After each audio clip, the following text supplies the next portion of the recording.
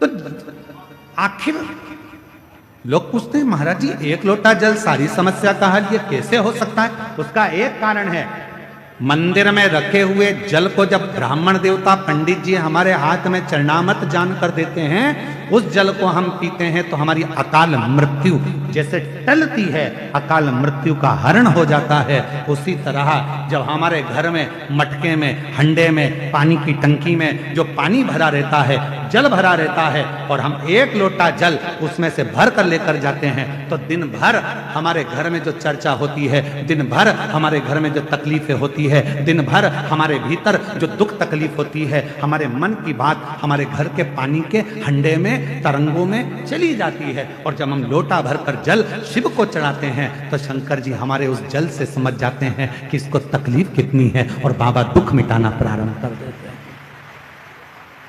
बाबा पास भरोसे के साथ देवाधिदेव महादेव को जब एक लोटा जल चढ़ाएंगे, निश्चित है जो घर में रखा जल है, उस जल में आपके विचार, आपकी सोच, आपका मन उस जल में गया होता है।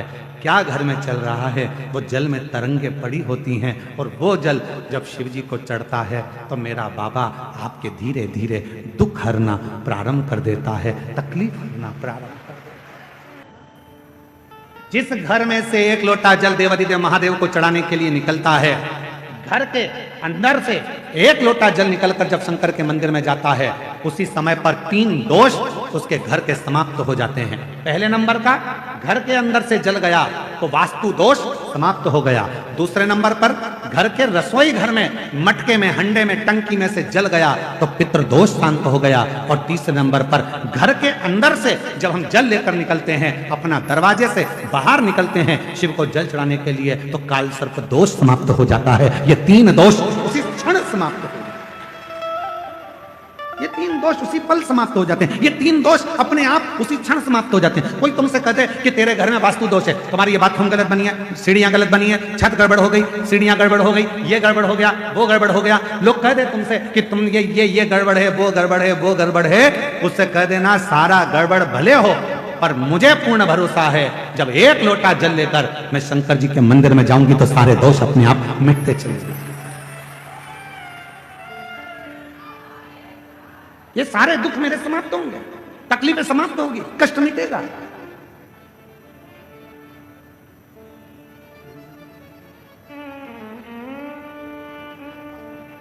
वो दुख समाप्त होगा, वो कष्ट मिटेगा, वो तकलीफ मिटेगी। जब हम जाएंगे भगवान की शरणागति में, शिव के चरणों की ओर, भगवान शंकर की शरणागति की ओर, तो वो दुख मिटेगा। भगवान शंकर उस कष्ट को मिटाएंगे।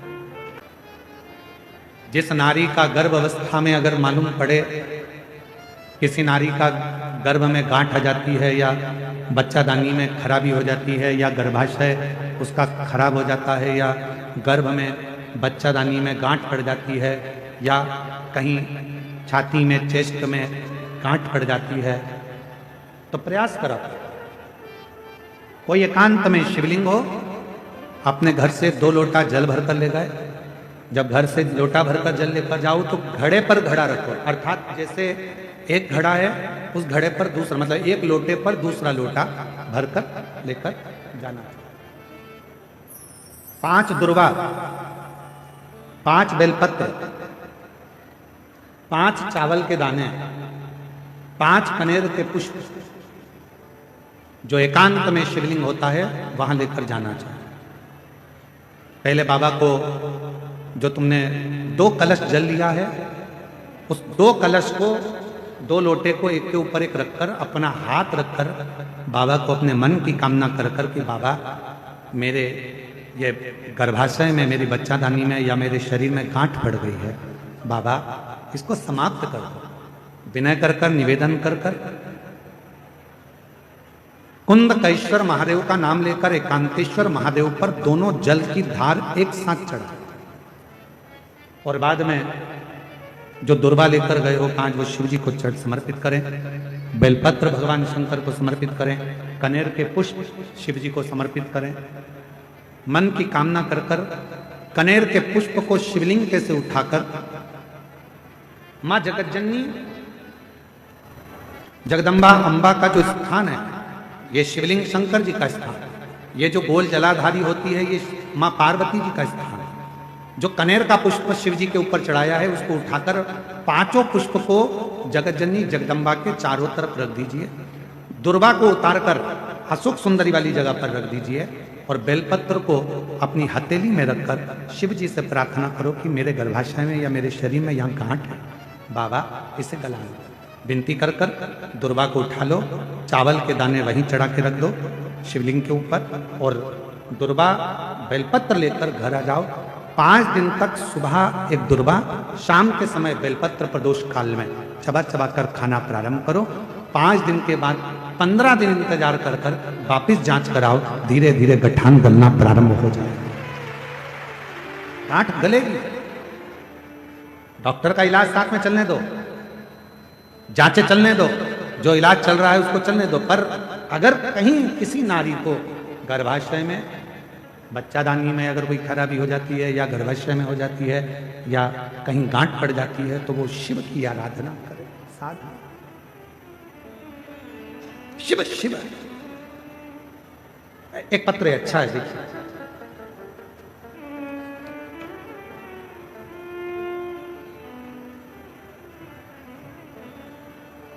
मैं पिंकी देवी धनबाद की रहने वाली हूं, कहीं बैठी हो तो हाथ हिला सकती हैं।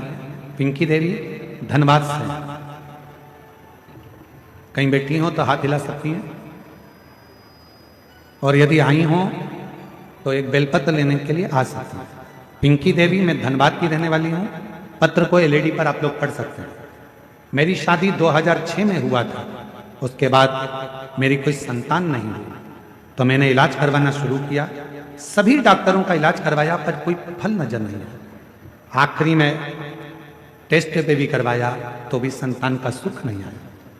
किसी ने कहा कि मेरा गर्भाशय बेकार है, कोई कहता है कि संतान नहीं होगी। तब एक बहन जी ने कहा कि तू सफेद आंकड़े की जड़ का प्रयोग कर और सफेद आंकड़े की जड़ को बांधना प्रारंभ किया। आंकड़े की जड़ जैसे आपने बताया, वैसे मैंने अपने पति के साथ मंदिर में जाकर तुमरुका जी का, महादेव का नाम लेकर बांधा। 2023 में रुद्राक्ष वितरण में सीहोर गई, पंडाल में बैठकर कथा सुनी। पंडाल की मिट्टी को अपने गर्भ पर लगा लेती। बाबा कई साल हो गए, 19 साल से संतान का सुख नहीं है, बाबा औलाद दीजिए। पंडाल की मिट्टी को गर्भ पर लगाती, कंकर शंकर का पूजन करती, झोली फैलाकर बाबा से वर मांगती, बाबा को विनय करती। आज मैं बाबा को धन्यवाद देने के लिए आई हूं कि बाबा की कृपा से 19 साल के बाद 13 मई 2025 को मेरे यहां संतान की प्राप्ति हुई। 19 वर्ष लुटा दिया भंडार काशी वाले ने, लुटा दिया भंडार देवघर वाले ने, कर दिया माला मान काशी वाले ने, लुटा दिया भंडार काशी वाले। एक पत्र और बड़ा सुंदर है। मैं मंजू देवी, मेरा मोबाइल नंबर यह है। मैं लखीसराय की निवासी हूं, मेरा मोबाइल नंबर यह है। कहीं बैठी हो तो हाथ हिला सकती हैं। मंजू देवी मोबाइल नंबर मेरा ये है, लखीसराय की निवासी हूँ। कहीं बैठी हो तो हाथ हिला सकती हैं। दिख रही हैं? हाँ दिखाओ, ठीक है माँ, आ जाओ माँ, आ जाइए। एक बेलपत्र, उसके दरवाजे पर जाओ, देवघर दर्शन करने के लिए, मेरे वैद्यनाथ जी का दर्शन करने के लिए उसके मंदिर में जाओ। झोली पसार कर कुछ मांगो कि धन देना, दौलत देना, संपदा देना, बच्चे देना, ये देना, वो देना, ये सब मत मांगना। अगर देवघर में आए हो, अपने बाप के घर में आए हो और वैद्यनाथ जी के घर में आए हो, तो उससे कहना बाबा मैया के साथ हमारे घर, हमारे दुखड़े मिटाने साथ चल, तू रहेगा तो दुख कभी आएगा ही। तू है, अगर तू है तो दुख नहीं आएगा। अरे देना हो तो दीजिए, जन्म जन्म का साथ देना हो तो दीजिए, जन्म जन्म का साथ मेरे सिर पर रख दो बाबा अपने ये दोनों हाथ। 19 साल के बाद हुआ है। एक बार जोरदार ताली बजा। देना हो तो दीजिए, जन्म जन्म का साथ हो, देना हो तो दीजिए, जन्म जन्म का साथ बड़ा 19 वर्ष के बाद हुआ है बाबा की कृपा से। टेस्ट भी करवाया, IVF भी करवाया, सारे डॉक्टरों का इलाज करवाया, पर संतान सुख जब नहीं आया, हिम्मत हार गई। आखिरी में कथा के पंडाल में पहुंच गई, रोज वहां की मिट्टी को अपने उदर पर लगाती, और पंडाल से जब घर गई, कुछ महीनों के बाद 8 महीने निकले, और शिव की कृपा से, बाबा की कृपा से गर्भ ठहरा, और शिव की कृपा से लड्डू गोपाल जी आ गए।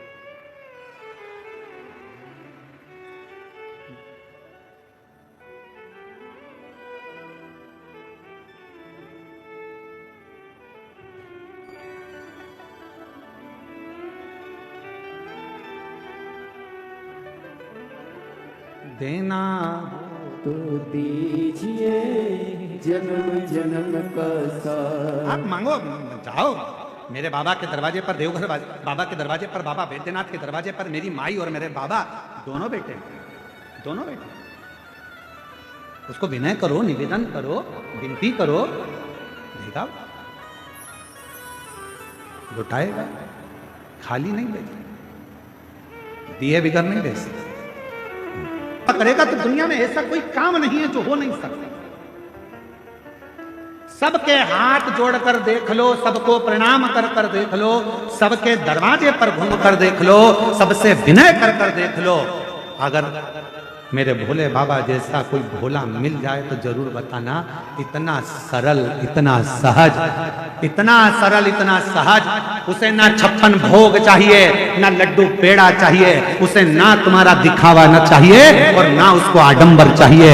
उसको तो केवल एक लोटा जल देकर प्रसन्न किया जा सकता है। एक लोटा सुख प्रदान। सुधात नाम का असुर मांगता था, बाबा मुझे कुछ नहीं चाहिए, ये मिट्टी में अपने तन पर लगा रहा हूं, बस इतना कृपा करना कि मेरे प्राण आपके हाथ के द्वारा छूटे, क्योंकि आप अगर प्राणों को मेरे छोड़ोगे तो मैं असुर होकर, राक्षस होकर प्रेत नहीं बनूंगा, मैं मरूंगा तो आपके धाम जाऊंगा। वही शिव ने कृपा। शिव महापुराण कथा के महत्तम में लिखा है कि जो शिव महापुराण की कथा को पुरुष, स्त्री, बच्चा, बूढ़ा, जवान इस पवित्र कथा को सुनकर जिस रास्ते से निकल कर जाता है, जिस मार्ग से निकल कर जाता है, उस मार्ग में अगर कोई अधोगति में मर भी गया हो, किसी के प्राण भी छूट गए हों, किसी के गर्भ में भी अगर कोई बच्चा मर गया हो और उसका यदि पिंड नहीं, तर्पण नहीं हुआ हो, मान लो वो प्रेत योनि में भटक रहा हो, तो जो कथा सुनकर जाता है, उसके शरीर से छूकर जो हवा निकलती है, जो वायु चलती है, उसको छूकर भी उसकी 71 पीढ़ी तर जाती है। ये शिव पुराण, ये शंकर का चरित्र कहता। संसार के मनुष्य में दम नहीं है कि वो 100-150 किलोमीटर दूर से गंगा जल भरकर भगवान शंकर को चढ़ाने के लिए आ जाए, ये उसकी सामर्थ्यता नहीं, ये वो नहीं चढ़ा सकता। हमको लगता है कि मनुष्य जल चढ़ाने के लिए आया है, पर जब वो गंगा का जल अपने कंधे पर रखकर बोल बम बोलते हुए जब चलता है, तो वो मनुष्य नहीं रहता, 33 कोटि देवता स्वयं गंगा का जल लेकर बाबा को चढ़ाने के लिए।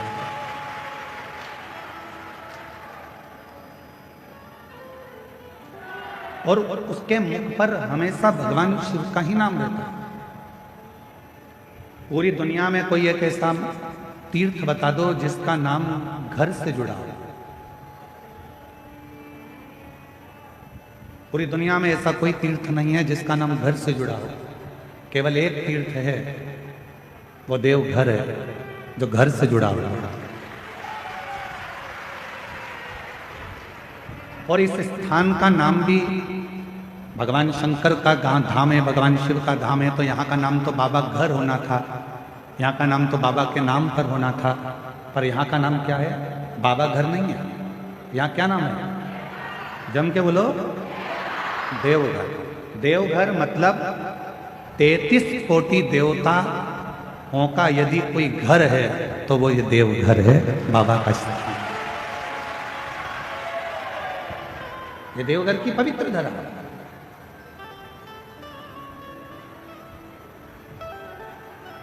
अब आपसे एक निवेदन करें, जरा उत्तर दीजिएगा। मेरी झारखंड की जीजियों, मेरे बिहार के जीजाओं, मेरी बंगाल की बहनों, मेरे छत्तीसगढ़ की भांजियों, आज इस जगह पे पूरे पूरे प्रदेश, जितने आसपास के प्रदेश हैं, सारे प्रदेश यहाँ आए हुए हैं, इसलिए आप सबको नमन करता हूँ, प्रणाम करता हूँ। घर किसको कहते हैं?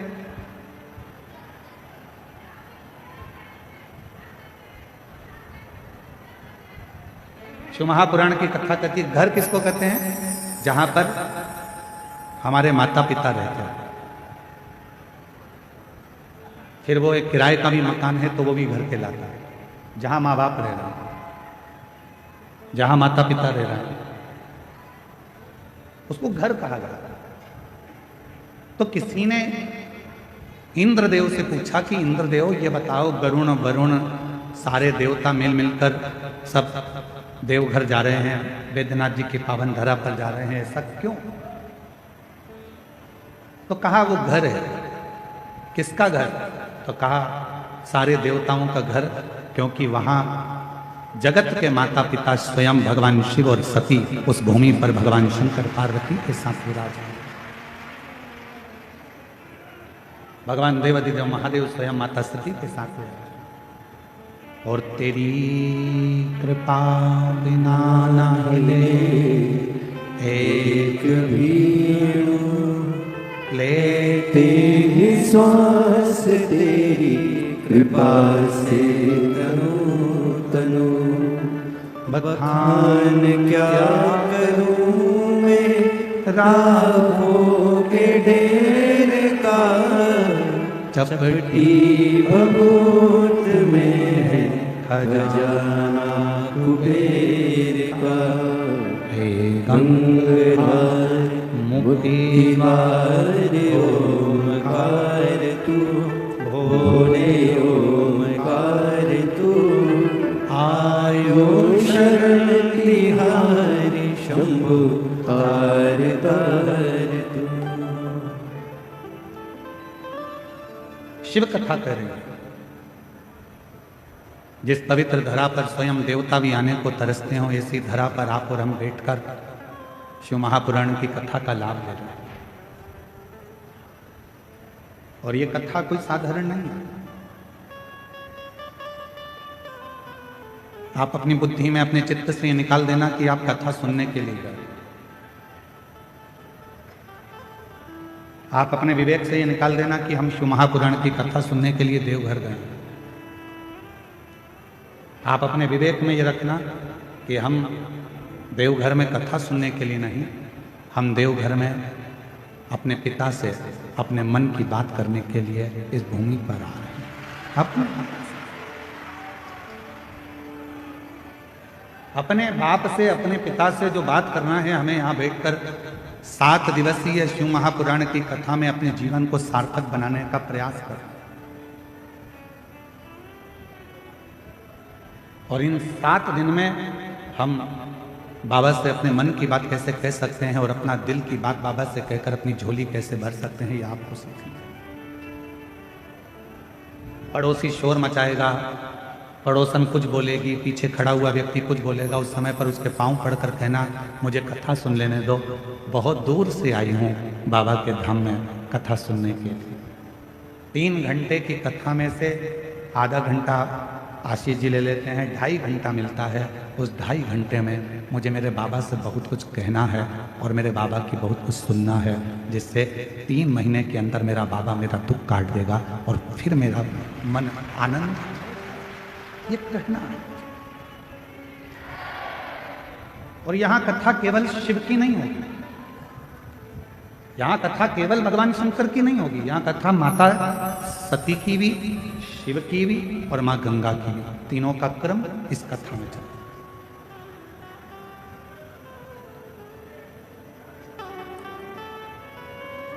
अरे भाई, देवघर भूमि तो वो भूमि है जहां पर वर्णन किया जाता है कि देवघर में बाबा बाबा सब कहे पर माई कहे ना कोई। जो एक बार माई कहे देवघर में वही होई।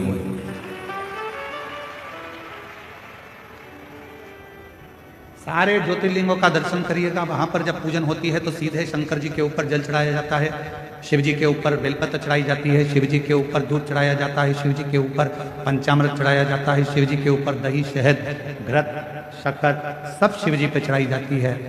केवल बाबा देवघर की भूमि ऐसी है कि शंकर जी पे चढ़ने से पहले जो जलाधारी है, जहां मां सती विराजमान है, सती माता का हृदय विराजमान है, उस जगह पर पहले चढ़ाया जाता है, उसके बाद बाबा देवाधिदेव महादेव को चढ़ाया जाता है, फिर शिव जी को चढ़ाया, फिर भगवान शंकर विराजमान। शिव कथा कर रही है। जन्म लेना एक मनुष्य का तब सार्थक है जब वो भगवान शंकर की विरल भक्ति में डूबे। देवराज नाम का ब्राह्मण के घर में जन्म जरूर ले लिया, पर ब्राह्मण कर्म से दूर रह गए। आपका जन्म लेना तब सार्थक है जब आप जन्म लेने के बाद आप भगवान की अविरल भक्ति में लग गए। शिव महापुराण की कथा कभी नहीं कहती कि आप अपना घर छोड़ दो, परिवार छोड़ दो, नाते छोड़ दो, रिश्ते छोड़ दो, या अपना काम धंधा छोड़ दो, या अपना व्यापार छोड़ दो। शिव महापुराण की कथा तो हमेशा एक बात कहती है कि अपना कर्म करते रहो, काम करो, व्यापार करो, व्यवसाय करो, नौकरी करो, धंधा करो, बिजनेस करो, सब कुछ करो, अपने परिवार में रहो, कुटुंब में रहो, पर साथ में जितना समय मिल जाए उसमें से थोड़ा सा समय निकालकर भगवान देवाधिदेव महादेव की अविरल भक्ति करते रहो। एक लोटा जल बाबा को चढ़ाते रहो। शिव की अविरल भक्ति को धारण करते रहो। बाबा देवाधिदेव महादेव की अविरल भक्ति को धारण करते रहो।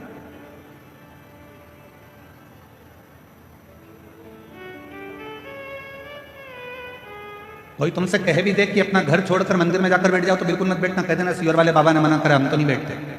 कोई तुमसे कहे कि पूरा घर छोड़कर गंगा जी के घाट पर जाकर बैठ जाओ, बिल्कुल मत बैठना, कह देना महाराज ने मना करा, हम तो नहीं जा सकते। कोई कहे कि तुम बैरागी बन जाओ, कोई कहे तुम सन्यासी बन जाओ, कोई कहे तुम तपस्वी बन जाओ, कोई कहे कि तुम साधक बन जाओ, कह देना हमारे बस की बात नहीं है, क्योंकि हम कलिकाल में जन्म लिए हैं। और इस कलिकाल में हम अगर घर के अंदर रहकर भी भगवान का यदि मुख से 2 क्षण में भी श्री शिवाय नमस्तुभ्यं कह लेंगे तो हमारी मुक्ति निश्चित है। ये शिव महापुराण की कथा है। हमारा मोक्ष निश्चित है।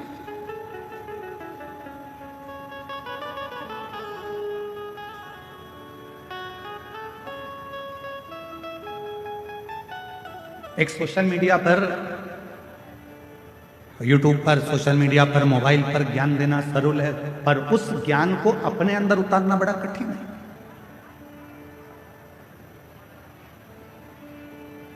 स्वयं की जिंदगी में उतारना बड़ा कठिन है।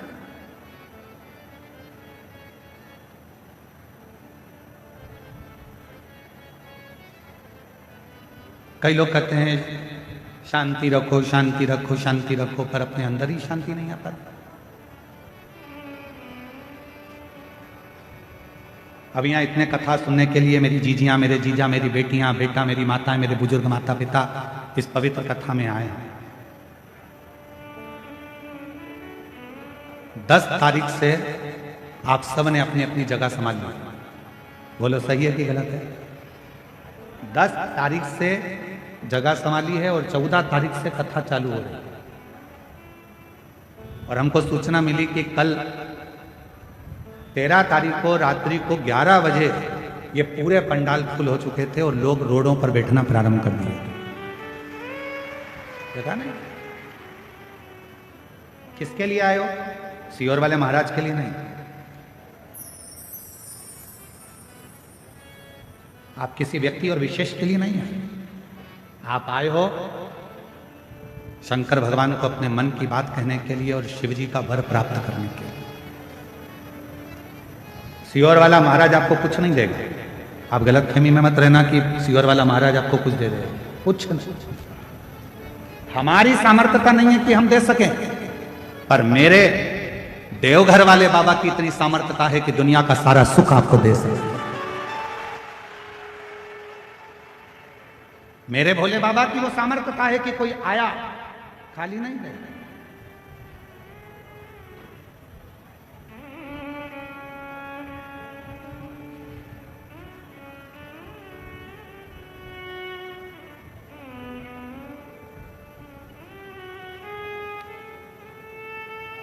मैं सांसद महोदय जी से एक बात कहूंगा, डॉक्टर निशिकांत जी दुबे जी से।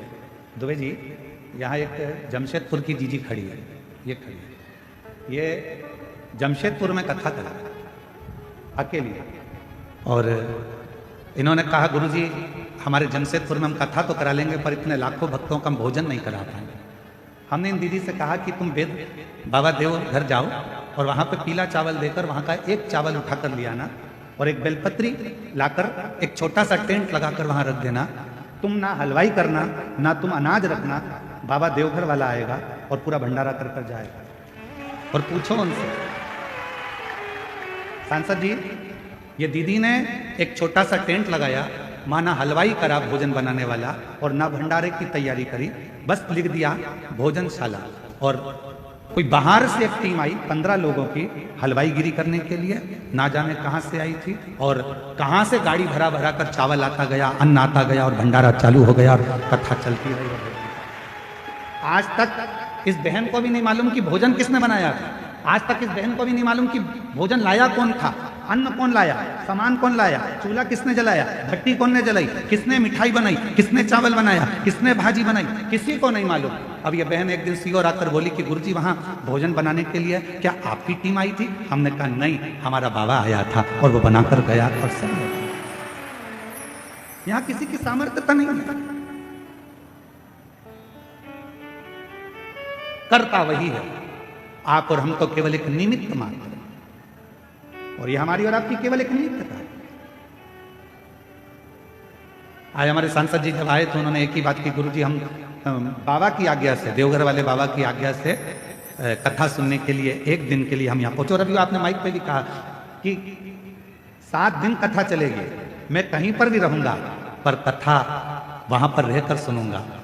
अर्थात आप वहां पर रहकर कथा नहीं, हमारे देवघर वाले बाबा आपके साथ रहकर शिव महापुराण की कथा को सुनेंगे। शिव तत्व शंकर की ओघड़दानी की कृपा, ये पुण्यता अपने जीवन। और मेरी झारखंड की दीदियों, मेरे बिहार की दीदियों, मेरे आसपास के सभी जीजा जीजियों, मेरी बेटियों, मेरी माताओं, मेरे बुजुर्ग माता पिता, याद रखना शंकर भगवान को जरूर आपने 2-2 लोटा जल चढ़ाया होगा, इसलिए शिव महापुराण की कथा यहां पहुंच गई। ये पुण्य ही आपका। और यजमान परिवार में तुम्हारे 4 लोटा जल दोनों हाथों से चढ़ाया है, इसलिए बाबा ने यहां कृपा कर। और मैंने तेरे ही भरोसे बाबा, तेरे ही भरोसे हवा विच उड़ती जावागी, बाबा डोर तो छड़ी नाम कटी जावागी। भोले मैं तेरी पतंग, शंभो मैं तेरी पतंग, हवा विच उड़ती जावागी, बाबा डोर तो छड़ी नाम कटी जावागी। इस कथा के सुंदर आनंद में अपने मन को, चित्त को हृदय से लगाने का प्रयास करें। देवराज नाम का ब्राह्मण कुल में जन्म लेकर भी ब्राह्मण कर्म नहीं करता।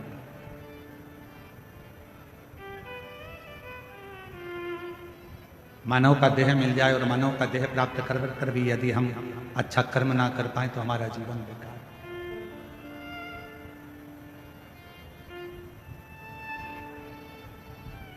प्राप्त तो हो गया मानव का शरीर, पर वो शरीर तो मिल गया, पर वो शरीर का सदुपयोग तो करें।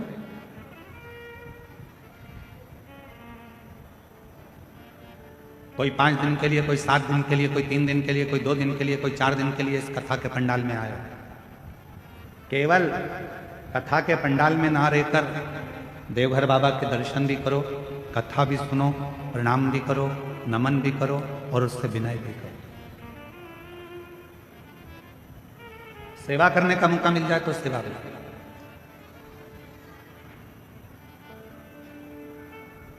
जैसा समय मिले उसके अनुसार कार्य। क्या देगा बाबा, कितना देगा बाबा, ये उसके ऊपर निर्भर करता है। किसी के यहां काम करते हो तो वो कुछ दे ना दे पर कुछ ना कुछ कचौड़ी दे देगा, समोसा दे देगा, पानी दे देगा, कुछ ना कुछ देता है। उसी तरह कोई कोई तनख्वाह भी देता है। और देवघर में आए हो और अगर आप इस कथा के पंडाल में या आए हुए शिव भक्तों की सेवा करते हो तो मेरा बाबा तुमको भी कुछ ना कुछ तनख्वाह में देगा जरूर, खाली नहीं देगा। देख, देवराज ब्राह्मण अपने परिवार का भरण पोषण करता है, वहां तक तो ठीक है कि उसके परिवार में सब कुछ है, पत्नी भी है, बच्चे भी हैं, माता पिता भी, सब कुछ देवराज नाम के ब्राह्मण के घर में सब कुछ है।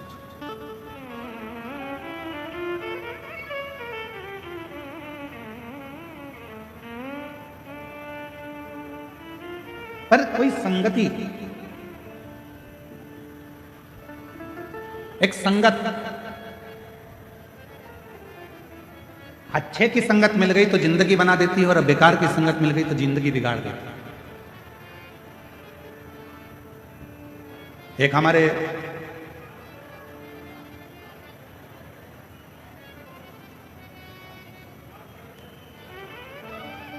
भगवान शिव की एक परम रसमय आनंदमय एक चरित्र आता है।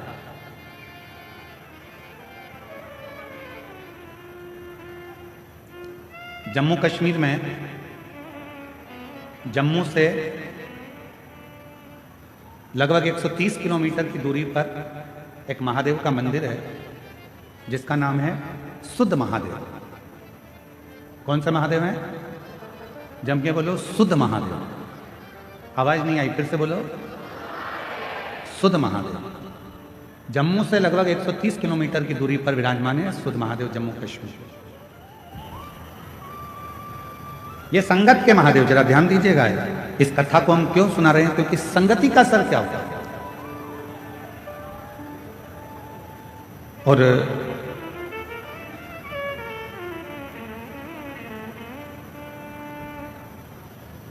जिस जगह पर यह सुध महादेव विराजमान है, इसी भूमि पर मां पार्वती जी भगवान शंकर को पति बनाने के लिए बाल्यावस्था में तप करते हैं। अम्मा जगतजननी अम्बा जगदम्बा की तपस्या वहां चलती रहती है। वहां पर एक सुधात नाम का असुर था, और वो सुधात नाम का जो असुर था, जब मां जगतजननी तप करती थी तो सुधात उस स्थान पर आता था और मां जगतजननी के तप का दर्शन करता था। वो शिव को नहीं जानता, वो भगवान शंकर का स्मरण नहीं करता, वो ना शिव को जानता था, ना शंकर का भजन करता था, ना शंकर का स्मरण करता था, ना शंकर का मंत्र जाप करता था, ना शंकर जी का गुणगान करता था। वो सुधात असुर केवल जहां पर पार्वती जी बैठकर तप करती थी, उस भूमि पर आकर पार्वती जी को देखता था।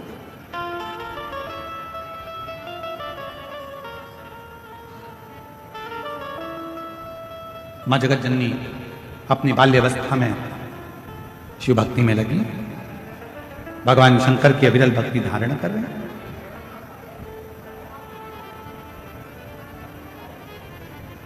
अविरल भक्ति में मां जगतजननी खोई।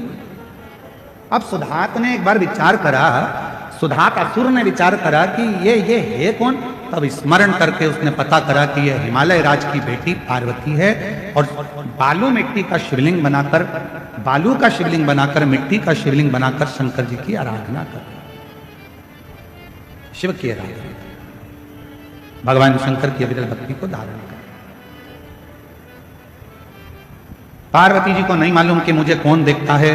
पार्वती जी तो अपने भजन में लीन रहती हैं, शिव की भक्ति में डूबी रहती हैं। श्री शिवाय नमस्तुभ्यं, श्री शिवाय नमस्तुभ्यं, श्री शिवाय नमस्तुभ्यं, श्री शिवाय नमस्तुभ्यं। पार्वती जी अपनी अलमस्ती में भगवान की आराधना कर, उन्हें नहीं मालूम। जो कथा सुनने के लिए आता है वो ये नहीं देखता कि मैं आगे बैठा हूं कि पीछे बैठा हूं कि राइट में बैठा हूं कि लेफ्ट में बैठा हूं। उसका तो एक ही तत्व है कि कहीं पर बस माइक की आवाज आ जाए, कहीं पर भी बैठकर मैं कथा सुनूंगा, मेरे कानों में अगर ये शिव महापुराण की कथा अंदर चली गई और जिस जमीन पर बैठकर मैं कथा सुनूंगा, जब आरती हो जाएगी, आरती होने के बाद जब मैं उठूंगा, उस जमीन की रज को, मिट्टी को जब मैं अपने मस्तक से या मेरे शरीर में जो दुख है, तकलीफ है, वहां लगाऊंगा, तो वो सोच कर जाता है कि मेरा दुख उस समय पर समाप्त तो होगा ही, ये निश्चित है। और कोई पूछे कि सियोर वाला महाराज बोलता है कि जहां कथा बैठकर सुन रहे हो, उठोगे, आरती होने के बाद जब वहां से जाओगे, वहां की मिट्टी को अपने मस्तक चढ़ा कर जाना या उस मिट्टी को नमन कर जाना, ये कहां लिखा? तो इस सुधात असुर की कथा में, मां जगत जननी की कथा में, सुध महादेव की कथा में इसका वर्णन आता है। स्कंद पुराण में भी इसका वर्णन आता है। स्कंद पुराण में भी सुध महादेव का वर्णन आता है। और जब भी आप जम्मू कश्मीर घूमने के लिए जाएं,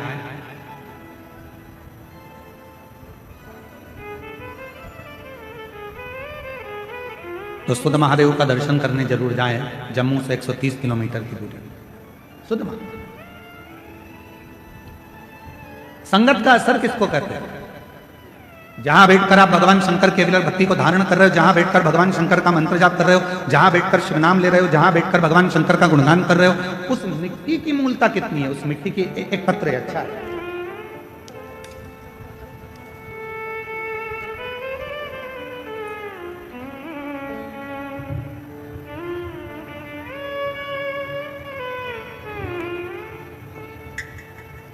मैं करुणा सिंह, पति संतोष कुमार सिंह, मेरा घर कल्याणपुर रोड, मंगेर का निवासी।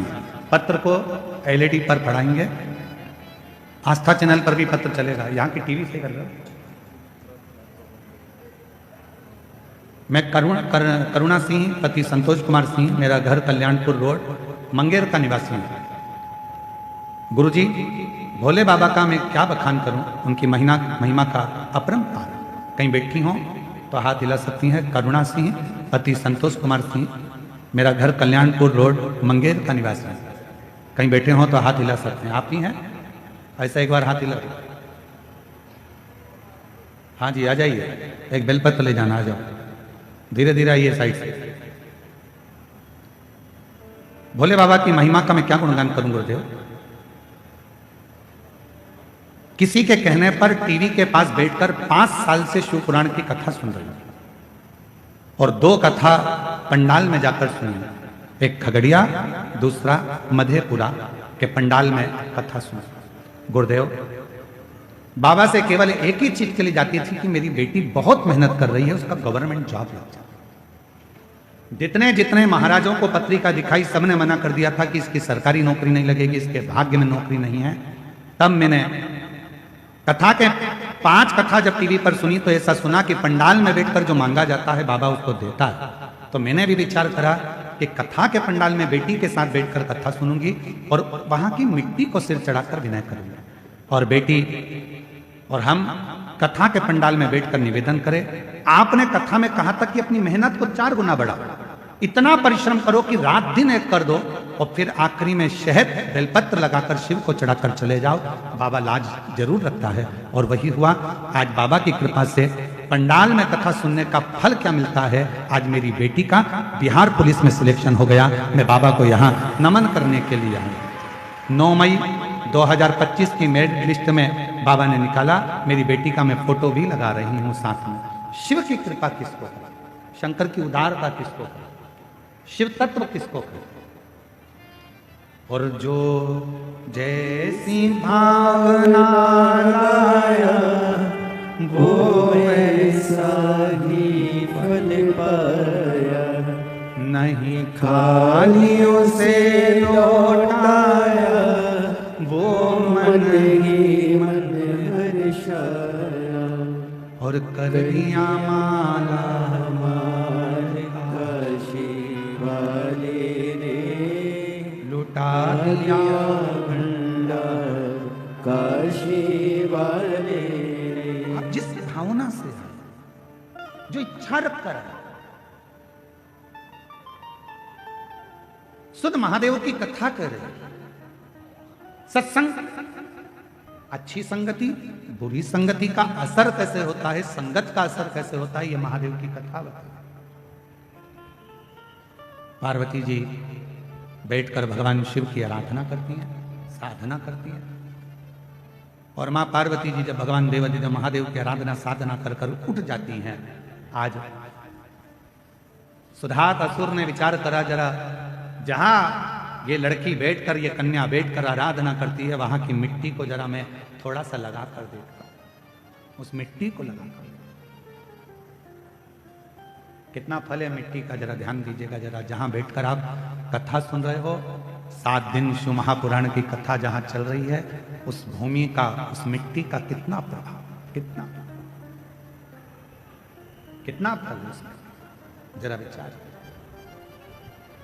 सुधात असुर जहां पार्वती जी बैठकर भगवान शिव की आराधना कर रही थी, वहीं पर उस मां पार्वती जी के उठने के बाद वहां की मिट्टी को सुधात असुर ने अपने तन पर लगाया, अपने तन पर। और जैसे ही सुधात असुर ने अपने तन पर लगाया, उसको कुछ परिवर्तन सा लगा,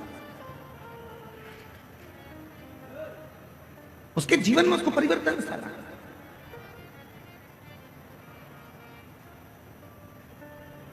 क्या मिलेगा, कैसे मिलेगा, क्या प्राप्त होगा, कब प्राप्त होगा और कैसे प्राप्त होगा, ये शिव जानता है। सुधात असुर ने नियम बना लिया कि अब ये कन्या जब तप कर कर उठेगी, साधना कर कर उठेगी, ये कन्या जब भगवान शंकर का पार्थिव पूजन कर कर उठेगी, तो वहां की मिट्टी को मैं जहां बैठूंगा वहां रखूंगा, जहां सोऊंगा वहां रखूंगा। और उस मिट्टी का संग उसके जीवन में होने लगा, उस मिट्टी का संग। वो मिट्टी उसके संगति को बदलने लगी। संगत का असर किसको कहते हैं? एक लोटा जल जिसके घर से निकल कर जाता है शिवालय तक, आपके घर के नजदीक में जो शंकर जी का मंदिर है, आपके घर के नजदीक में जो शंकर का शिवालय है, आपके घर के नजदीक में जो शंकर का मंदिर है, देवादिदेव महादेव का मंदिर है, अपने घर का जल शंकर के मंदिर में ले जाकर चढ़ाओ, अपने घर का जल शिव के मंदिर में ले जाकर चढ़ाओ। पहले आप लोग मंदिर का जल उठाकर मंदिर में चढ़ाते थे, पर अब दुनिया के लोगों को मालूम पड़ गया कि अपने घर की दशा यदि महादेव को बताना है, तो जैसे सुदामा चावल लेकर कृष्ण जी के पास गए थे, उसी तरह आप भी अपने घर का जल लेकर शंकर जी के पास जाओगे तो वो जल से तुम्हारा कल जरूर बदलेगा। बोल बम का नारा है, सारी समस्या का हल श्री शिवाय। तो वो जल तुम्हारा कल जरूर बदलेगा। आप अपने नजदीक के शिवालय तक, शंकर के मंदिर तक, भगवान शंकर की चौखट तक जब एक लोटा जल चढ़ाने के लिए जाओगे, शंकर के मंदिर में अपने घर का जल लेकर जाओगे, वो जल जो तुम्हारे घर में रखा हुआ है, वो जल शिव महापुराण की कथा कहती है। जब हम मंदिर में जाते हैं तो पंडित जी से कहते हैं, पंडित जी चरणामृत दे दीजिए। चरणामृत क्यों मांगते हैं? क्योंकि मंदिर का जो जल है, आरती, पूजन, अर्चन, भजन, कीर्तन का तरंग उस जल में चली जाती है। वो जल जब हमारे अंदर जाता है तो हमें अविरल भक्ति प्रदान करता है, एक अलग से शक्ति प्रदान करता है। इसलिए हम पंडित जी से कहते हैं, पंडित जी जल दे दीजिए, चरणामृत दे दीजिए। पंडित जी जल देते हैं, हम उस चरणामृत को पीते हैं, वो जल हमें प्राप्त होता है, चरणामृत पीते, जल पीते। तो आखिर लोग पूछते हैं, महाराज जी एक लोटा जल सारी समस्या का हल, ये कैसे हो सकता है? उसका एक कारण है, मंदिर में रखे हुए जल को जब ब्राह्मण देवता पंडित जी हमारे हाथ में चरणामृत जान कर देते हैं, उस जल को हम पीते हैं तो हमारी अकाल मृत्यु जैसे टलती है, अकाल मृत्यु का हरण हो जाता है। उसी तरह जब हमारे घर में मटके में, हंडे में, पानी की टंकी में जो पानी भरा रहता है, जल भरा रहता है, और हम एक लोटा जल उसमें से भर कर लेकर जाते हैं, तो दिन भर हमारे घर में जो चर्चा होती है, दिन भर हमारे घर में जो तकलीफें होती है, दिन भर हमारे भीतर जो दुख तकलीफ होती है, हमारे मन की बात हमारे घर के पानी के हंडे में, तरंगों में चली जाती है। और जब हम लोटा भरकर जल शिव को चढ़ाते हैं तो शंकर जी हमारे उस जल से समझ जाते हैं कि इसको तकलीफ कितनी है, और बाबा दुख मिटाना प्रारंभ कर देते हैं, बाबा कष्ट मिटाना प्रारंभ कर देते हैं। इसको दुख कितना है, तकलीफ कितनी है, कष्ट कितना। और शंभु शरणे पड़ी मांगू घड़ी रे घड़ी, दुख काटो दया करीने दर्शन आपो ओ शंभु शरण पड़ी बोलो बोलो घड़ी रे घड़ी दुख काटो दया करी दर्शन आपो। कई लोग पूछते हैं एक लोटा जल सारी समस्या का हल, एक लोटे जल से समस्या कैसे मिट सकती है, एक लोटे जल से दुख कैसे मिट सकता है, एक लोटे जल से तकलीफ कैसे मिट सकती है। हम निवेदन करेंगे एक लोटा जल चढ़ाकर देखिए, जब आप चढ़ाना प्रारंभ करेंगे और पूर्ण विश्वास भरोसे के साथ देवाधिदेव महादेव को जब एक लोटा जल चढ़ाएंगे, निश्चित है जो घर में रखा जल है उस जल में आपके विचार, आपकी सोच, आपका मन उस जल में गया होता है।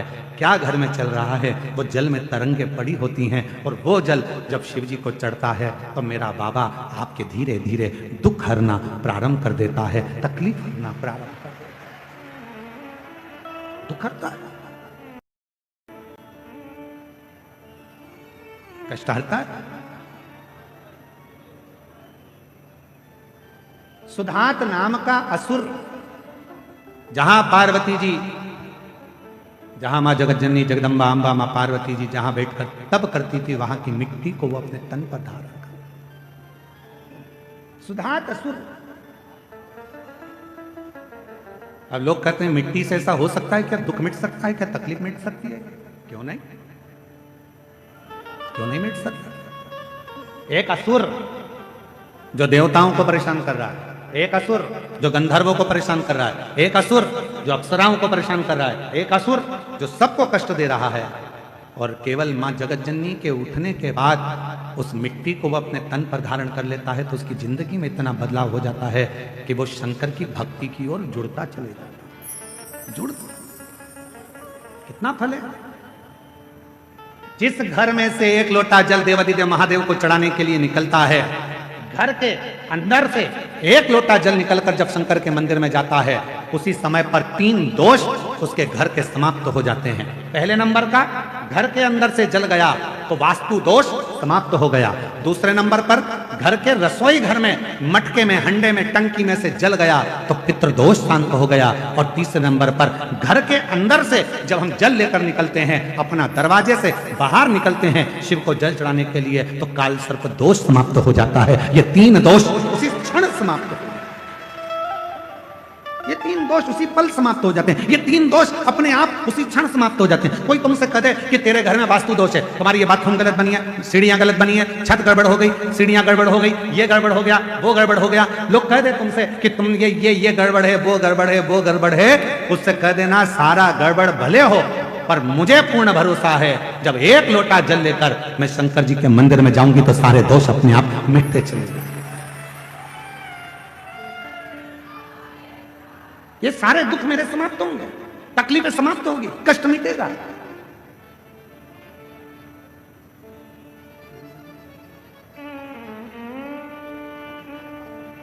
वो दुख समाप्त होगा, वो कष्ट मिटेगा, वो तकलीफ मिटेगी। जब हम जाएंगे भगवान की शरणागति में, शिव के चरणों की ओर, भगवान शंकर की आ जाओ शरणागति की ओर, तो वो दुख मिटेगा। भगवान शंकर उस कष्ट को मिटाएंगे।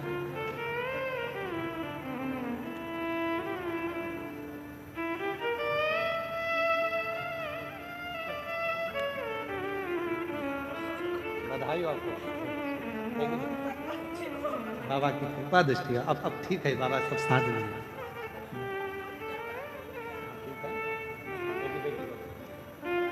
एक बार जोरदार ताली बजाओ। बेटी की सरकारी नौकरी लगी है, पति का पांव की हड्डियां चूर चूर हो गई थी, डॉक्टर ने ऑपरेशन का भी मना कर दिया था कि ये पांव कभी ठीक नहीं होगा, पर देवाधिदेव महादेव की कृपा से आज चलकर यहां तक आए हैं। एक बार जोरदार ताली बजाकर साथ। शिव तत्व शंभु क्या नहीं कर सकता। आप शिव से एक संबंध जोड़ने का प्रयास करिए, शिव से, भगवान देवाधिदेव महादेव से एक संबंध जोड़ने का प्रयास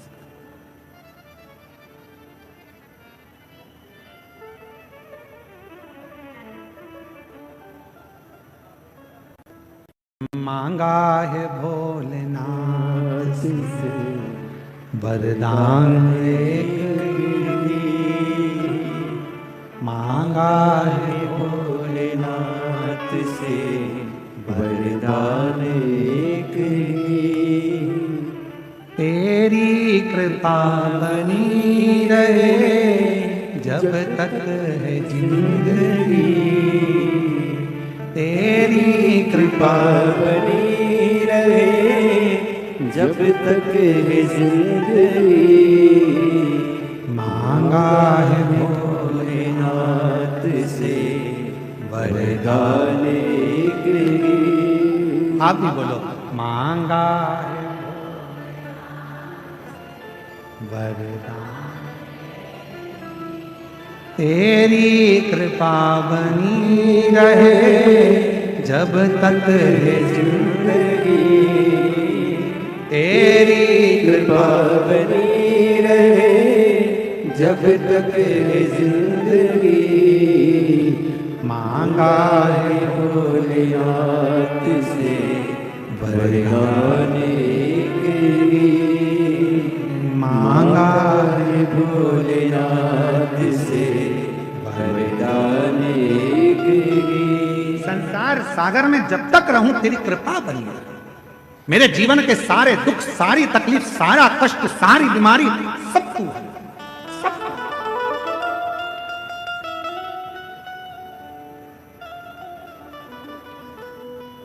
एक व्यक्ति ने कल एक प्रश्न करा था हमारे जजमानों में एक जजमान आए हुए हैं, हम अभी उनका नाम नहीं जानते। तो हम जैसे ही शाम को नीचे आए, पत्रकारों की वार्ता थी, तो उस समय पर उन्होंने प्रश्न किया, क्यों गुरुजी कलयुग में भी क्या शंकर भगवान आते हैं? तो हमने उनसे कहा वो गए नहीं तो आने का काम क्या, जो ऑलरेडी है तो उसको आना नहीं पड़ता। तो कल उन्होंने एक प्रश्न छेड़ दिया, तो हमारे मन में आया कि उनके मन में कहीं बात ना रह जाए, तो हम उनको एक बात कहेंगे, देखो कलयुग में शिव कैसे आते हैं। झांसी के पास में मौरानीपुर है, चतुर्वेदी जी तुम्हारी झांसी के पास में मौरानीपुर है, हम कभी नहीं गए वहां।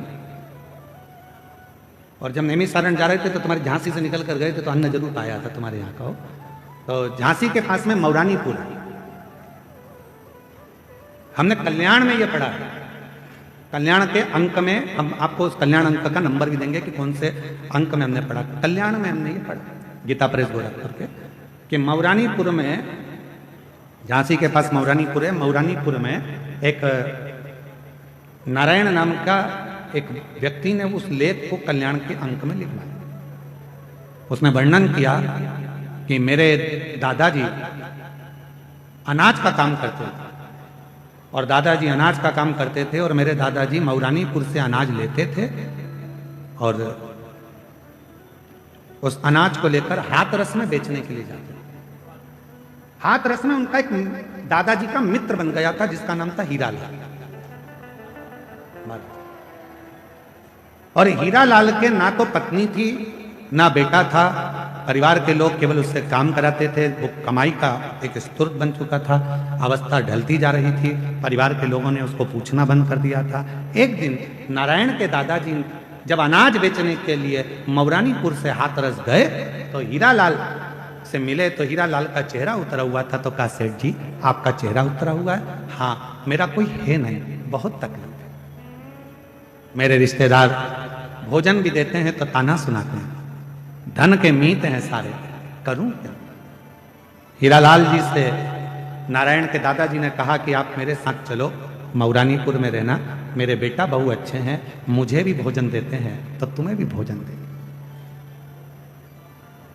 हीरालाल व्यापारी के कहने पर, नारायण के दादाजी के कहने पर मौरानीपुर आ गए।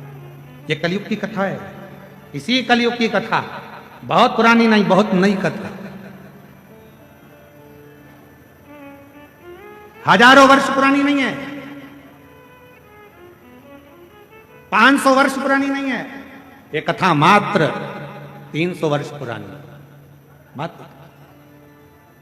हीरालाल को लेकर आ गए, हीरालाल अपना सामान ले आया, पैसे ले आया, उसको बहुत सम्मान देने लगे हीरालाल। उसको लोग सब घर के जितने भी परिवार के लोग थे, दादाजी दादाजी दादाजी दादाजी कहते और उसको सम्मान। हीरालाल के पास में जो पैसा था, आधे पैसे का तो हीरालाल ने नारायण की माता जी के जेवर बनवा दिए और आधे पैसे का हीरा लाल ने एक मंदिर बनवा दिया शंकर जी का, क्योंकि वो शिव की आराधना करता है, शंकर का उपासक था, शिव भक्ति का। अब एक दिन अवस्था चलते चलते चलते चलते हीरा लाल की आंखें चली गई और हीरा लाल को दिखना बंद हो गया। घर के लोगों ने कहा, दादाजी प्रयागराज में मेला भराया है माघ का, आप नहीं चलोगे? दादाजी बोले, मेरी आंख से तो दिखता नहीं है, मुझे तो एक काम करो, शंकर जी के मंदिर में छोड़ दो, मैं शिव जी को लोटा भर के जल चढ़ाता रहूंगा, तुम आ जाना और फिर मुझको भोजन दे देना, सुबह जाओगे रात को तो आ ही जाओगे प्रयाग से, ठीक? नारायण के माता पिता दादा सब चल दिए प्रयागराज। प्रयागराज से आते आते उनको याद आया, दद्दा तो शंकर के मंदिर में बैठे होंगे, भूखे होंगे, चलो जल्दी नारायण जाओ दद्दा का हाथ पकड़ कर लाओ। नारायण दद्दा का हाथ पकड़ने के लिए जैसे ही जा रहे थे, दद्दा को देखा नारायण ने कि दद्दा की आंखों पर एक पट्टी बंधी हुई है, आंखों पर पट्टी है। नारायण ने पूछा, दद्दा तुम्हारी आंखों पर पट्टी कैसे आई? दद्दा ने कहा, लाला शंकर जी के मंदिर से मैं आ रहा था, तब एक व्यक्ति सामने आकर खड़ा हो गया, मैं उसको देखा तो नहीं क्योंकि मेरी आंखें नहीं थी, दिखता नहीं था। वो मुझसे कह रहा था, बब्बा कहां से आ रहे हो? मैंने कहा शंकर जी के मंदिर से दर्शन कर कर आ रहा हूं। वो बहुत तेज हंसा, हंसकर उसने कहा, दद्दा तुम्हें दिखता तो है नहीं, फिर शंकर जी के मंदिर में क्यों गए? दद्दा कहते हैं कि मैंने उस व्यक्ति से कहा कि मुझे नहीं दिखता तो क्या हुआ, मेरे महादेव को 3-3 आंखों से दिखता, तो मेरे बाबा को तो दिखता। दद्दा तुम्हारी आंखें नहीं है? नहीं। दद्दा तुम्हारी आंखों का इलाज करवाया? हाँ, सारे डॉक्टरों को दिखाया पर आराम नहीं लगा, सबने कह दिया तुम्हारी आंखें कभी नहीं आएगी। इतने में उस व्यक्ति ने कहा, दद्दा मैं बहुत बड़ा वेद हूं, तुम कहो तो तुम्हारी आंखों का इलाज कर सकता हूं, पर उसमें इलाज करने में लगभग 5 दिन लगेंगे। मैं तुम्हारी आंखों पर आज थोड़ा सा मल्लम लगाकर पट्टी बांध देता हूं और 5वें दिन मैं तुम्हारी आंख को खोलकर उसका ऑपरेशन करवा दूंगा, अगर तुम चाहो तो। दद्दा कहने लगे, अच्छी बात है, लगा दो मल्लम। मल्लम लगाया, पट्टी बांधी। नारायण बेटा उस व्यक्ति ने पट्टी बांधकर चले गया, अब वो 5 दिन बाद आएगा, पट्टी खोलेगा, ऑपरेशन करवाएगा, जब तक बंद ही रखना। नारायण ने हाथ पकड़ा, दद्दा को ले गए अपने घर। 5 दिन निकल गए, पट्टी बांधने वाला नहीं आया। 6 दिन निकल गए, पट्टी बांधने वाला नहीं आया। 9 दिन निकल गए, पट्टी बांधने वाला नहीं आया। 10वें दिन तो दद्दा को गुस्सा आ गया, ना जाने कौन मुझे पगला बना गया। आंख में बांध गया पट्टी, पहले से तो नहीं थी आंख, ऊपर से बांधी पट्टी, अब इसको कब तक बांधे फिरूं? आज तो पट्टी खोल कर रहूंगा।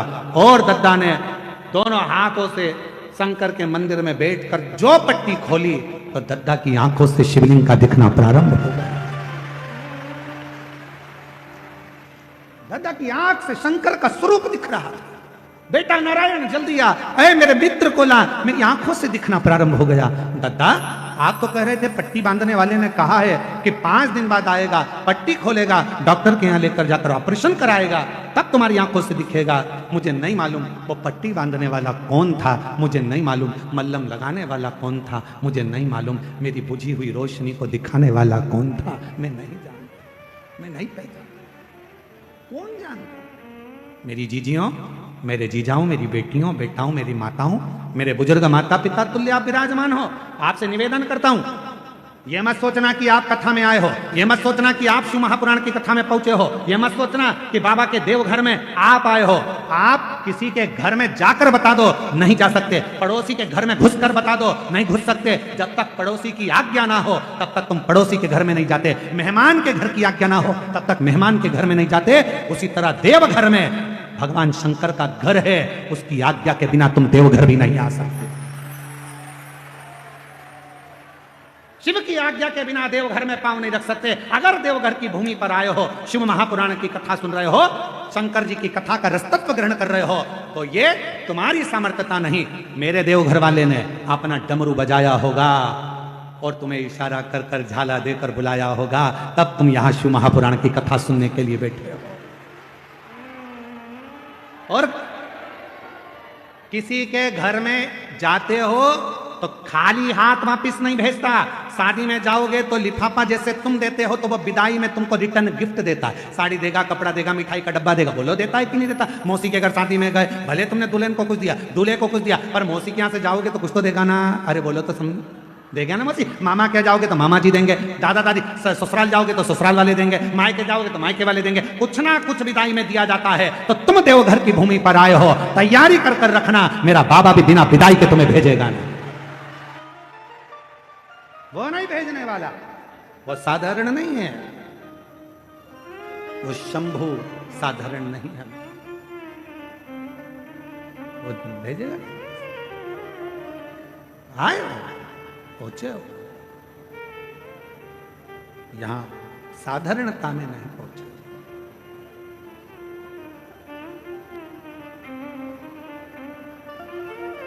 वो जब देता है, देवता देते हैं पल्ला झाड़ कर और महादेव देते हैं छप्पा।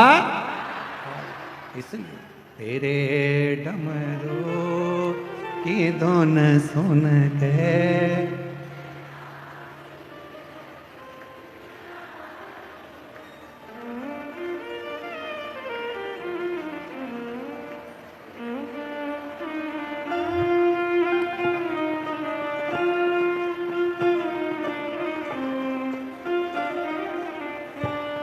तेरे डमरू की धुन सुन के मैं काशी नगरिया हूँ। तेरे डमरू की धुन सुन के मैं काशी नगरिया हूँ।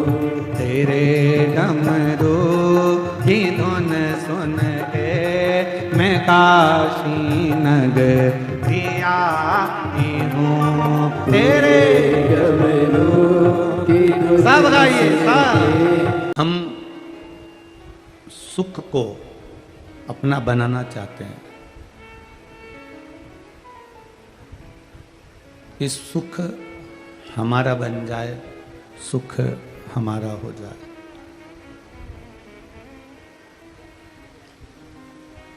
पर शिव महापुराण की कथा कहती है सुख और दुख ये दोनों मेहमान की तरह हैं। थोड़ा समय आता है अच्छा, फिर चले जाता है, फिर बेकार समय आ जाता है, फिर वो चले जाता है, फिर वापस अच्छा समय आ जाता है, फिर वो चले जाता है, फिर बेकार आया, वो चले गया। सुख और दुख ये अतिथि की तरह है, मेहमान की तरह है, जाना आना इनका लगा रहता है। पर शिव महापुराण की कथा कहती है सुख दुख अतिथि की तरह आएंगे और जाएंगे। शिव तत्व कह रहा है, शिव महापुराण कह रही है, सुख दुख भले अतिथि हों, पर मेरे भोलेनाथ को, मेरे डोलेश्वर महादेव को, मेरे पशुपति नाथ को, कुबेर भंडारी को, मेरे शंकर को, मेरे विश्वनाथ को तुम अपने परिवार का एक सदस्य बना लो। क्योंकि सुख दुख तो आएंगे और जाएंगे, पर महादेव हमारे परिवार का सदस्य बन जाए। मेरे भोलेनाथ, मेरे शंभू, मेरे त्रिकालदर्शी, मेरे कैलाशी, मेरे शंकर अपने परिवार के एक सदस्य बन जाए। फिर अतिथि कितने भी आए और अतिथि कितने भी जाएं, कितने भी मेहमान आ रहे हो, कितने भी जा रहे हो, सुख कितना भी आ रहा हो, दुख कितना भी आ रहा हो, सुख दुख कितना भी आना जाना चालू हो, कितना भी आना जाना चालू हो, उससे कोई मतलब नहीं पड़ता। सबसे मूल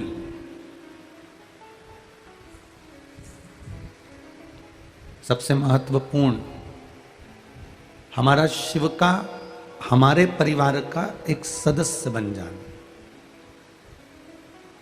और जब भोलेनाथ जी अपने परिवार के सदस्य बन जाएंगे, शंकर भगवान अपने परिवार के सदस्य बन जाएंगे, तो जो घर का सदस्य होता है वो घर में घर जैसा रहता है, अतिथि जैसा नहीं रहता, मेहमान जैसा नहीं रहता। आपके जीवन में थोड़ा सा भी कष्ट आएगा तो जो घर का सदस्य है वो भी दुखी हो जाएगा। आपके जीवन में थोड़ी सी खुशी आएंगी तो जो आपके घर का सदस्य है वो भी खुश हो जाएगा। तो हमारे जीवन में जो दुख आएगा या तकलीफ आएगी या कष्ट आएगा, तो हमारा देवाधिदेव महादेव हमारे सामने आकर खड़ा हो जाएगा और उस दुख को रोकने का प्रयास करेगा। जब परिवार का सदस्य स्वयं शिव बन गए, परिवार के सदस्य स्वयं शंकर बन गए, तो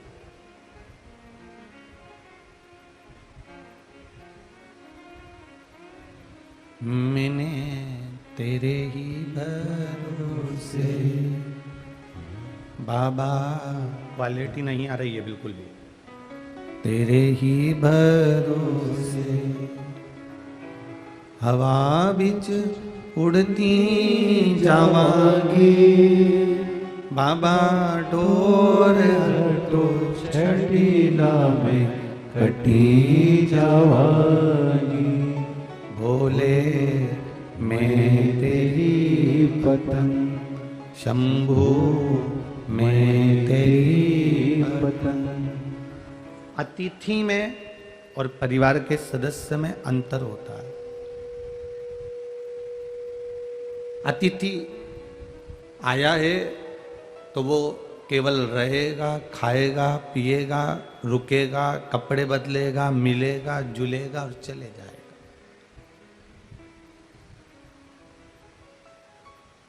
खुद के घर में और होटल में जमीन आसमान का अंतर होता है। धर्मशाला में रहना और अपने घर में रहने में जमीन आसमान का अंतर होता है। होटल में रहना और घर में रहना जमीन आसमान का अंतर होता है। होटल में, धर्मशाला में व्यक्ति आता है, चादर भी बेकार कर जाएगा, टॉवल भी बेकार कर जाएगा, वॉशरूम भी बेकार कर जाएगा, घर का पूरा जो भी होटल का सामान है उसका मिसयूज कर कर पटक कर चले जाएगा। धर्मशाला में कहीं थूक जाएगा, गंदगी कर जाएगा, कहीं कुछ कर जाएगा, कहीं कुछ कर जाएगा, पटकेगा, चले जाएगा। और खुद का यदि घर हो, खुद का अगर कमरा हो, खुद का अगर मकान हो, तो वो गंदगी करेगा क्या? जम के बोलो जरा, नहीं करेगा। स्वयं का अगर घर है, स्वयं का मकान है, स्वयं की भूमि है, स्वयं की प्रॉपर्टी है, स्वयं की जगह है, तो वो उसको संभालने का प्रयास करेगा, तो उसको संभालेगा।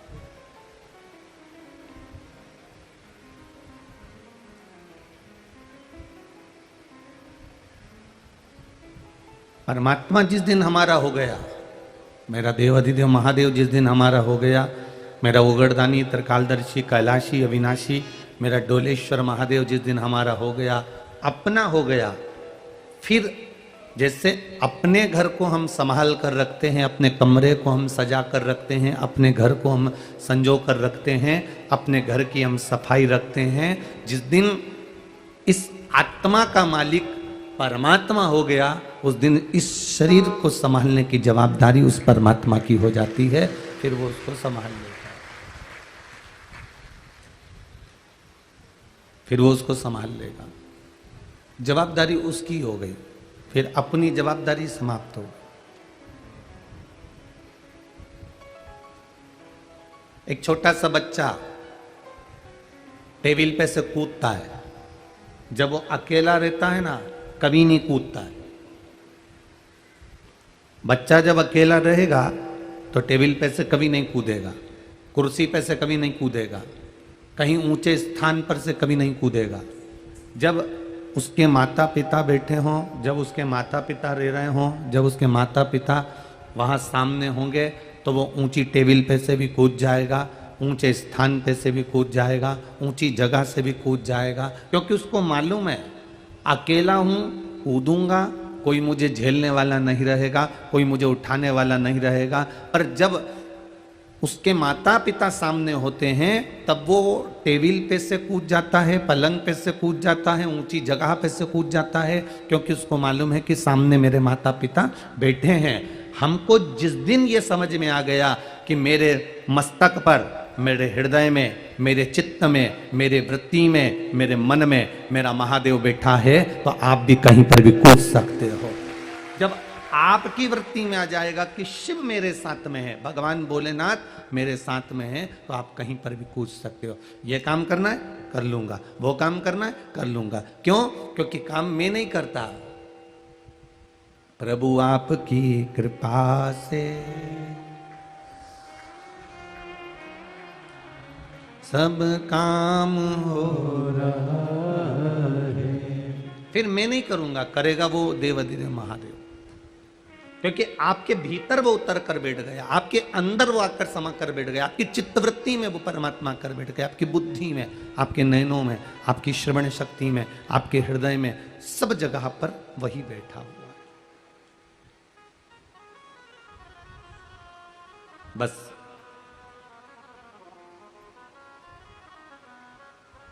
जितना समय मिले उतना भगवान का भजन करो, जितना समय मिले उतना मंत्र जाप करो, जितना समय मिले उतना भगवान का कीर्तन करो।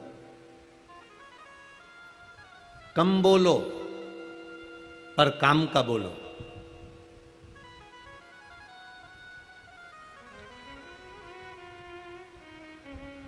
कम बोलो, काम का बोलो। नेपाल से लोग इंडिया जाते हैं और इंडिया से लोग नेपाल आते हैं। अब इनका खुद का मोबाइल तो काम करता नहीं है। बोलो रे जी हाँ, करता है क्या? नहीं करता। खुद का मोबाइल तो काम करता नहीं है, तो कहाँ जाते हैं वो? एसटीडी पीसीओ पर जाते हैं। बोलो बोलो, सही है कि गलत है? अब वो इंडिया में, नेपाल का व्यक्ति अगर इंडिया पहुंच गया तो वो एसटीडी पर जाएगा, और यहाँ का व्यक्ति अगर इंडिया गया है तो एसटीडी पीसीओ पर जाएगा। तो वो एसटीडी पीसीओ पर जब बात करता है उसका पैसा लग रहा है, इसलिए उतनी बात करता है जितनी उसको काम की कहना है। अब वो क्या बहुत घंटों तक उठा के बात करता रहेगा? जीजी ने रोटी खाई कि नहीं खाई, काका जी गया कि नहीं गया, गाय को पानी पिलाया कि नहीं पिलाया, छत पे पक्षी आया कि नहीं आया, कबूतर को दाना दिया कि नहीं दिया, पीछे गए थे कि नहीं गए थे, खेत पर कौन गया था, ट्रैक्टर कहाँ रखा हुआ है, ट्रैक्टर का पहिया कैसा है, ट्राली का पहिया कैसा है, गाड़ी की डिक्की में सामान क्या क्या रखा है। फालतू की बात करेगा क्या? नहीं करेगा। एसटीडी पर गया है तो एसटीडी पर जाने पर जब वो थोड़ी सी देर कॉल लगाता है तो केवल काम की बात करता है। मैं वीरगंज पहुंच गया हूं, कथा में बैठ गया हूं, घर पे सबको कह देना आराम से भोजन कर रहा हूं, कथा को सुन रहा हूं, चिंता बिल्कुल मत करना। 5 बात में उसने पूरी बात खत्म कर दी और तुरंत कॉल को रख दिया एसटीडी पर, क्योंकि उस जगह पर उसको मालूम है कि ये एसटीडी है, यहां पर जितना बोलेंगे उतना पैसा लगेगा, काम की बात बोलेंगे तो सब अच्छा रहेगा। उसी तरह परमात्मा के मंदिर में जाओ, एसटीडी से काल दूसरी जगह लग रहा है, वहां पर तुम उतना ही बोल रहे हो जितना लग रहा है। भगवान के मंदिर जाना, देवालय जाना, परमात्मा की चौखट पर जाना, शिवालय जाना, वहां बैठकर परमात्मा के सामने उतना ही बोलना जितना तुम परमात्मा तक सूचना पहुंचाना चाहते हो, उससे अधिक नहीं बोलना। आप उतना बोलो जितना उसके द्वार पर जाकर हम सूचित कर दें, उसकी चौखट पर जाकर सूचित कर दें, उसके द्वार तक हम सूचित कर दें, उससे ज्यादा नहीं।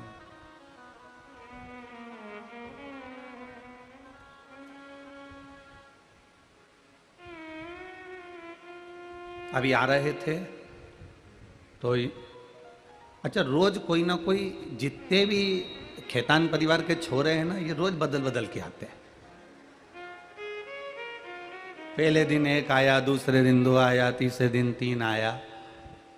तो भगवान से यही कृपा बनी रहे खेतान परिवार पर कि ऐसी कथा जैसे 7 दिन की है, ऐसी 2-4 महीने की हो और इनका वंश ऐसी बढ़ता रहे।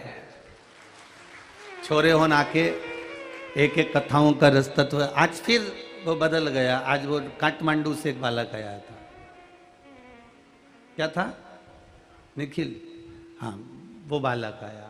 अब उसने एक प्रश्न किया, गुरुजी मेरी मम्मी आपकी कथा सुनती हैं और उन मम्मी की एक बेस्ट फ्रेंड है, वो भी कथा सुनती है। ठीक है, हमने कहा भगवान की कृपा है। तो मेरे स्वप्न में गुरुजी शिवलिंग और भगवान शंकर तांडव करते हुए बहुत दिखते हैं। तो हमने उनसे कहा, देखो बाबू, भगवान शिव अगर तांडव करते दिखें तो ये समझ लो कि कहीं ना कहीं आपको क्रोध जागेगा या कुछ अपने मुख से कहीं निकल जाए। पर शिवलिंग का जिसको स्वप्न में दर्शन होता है तो समझ लो कि उसकी कोई नई राह खुलने वाली होती है और कोई नया काम होने वाला होता है।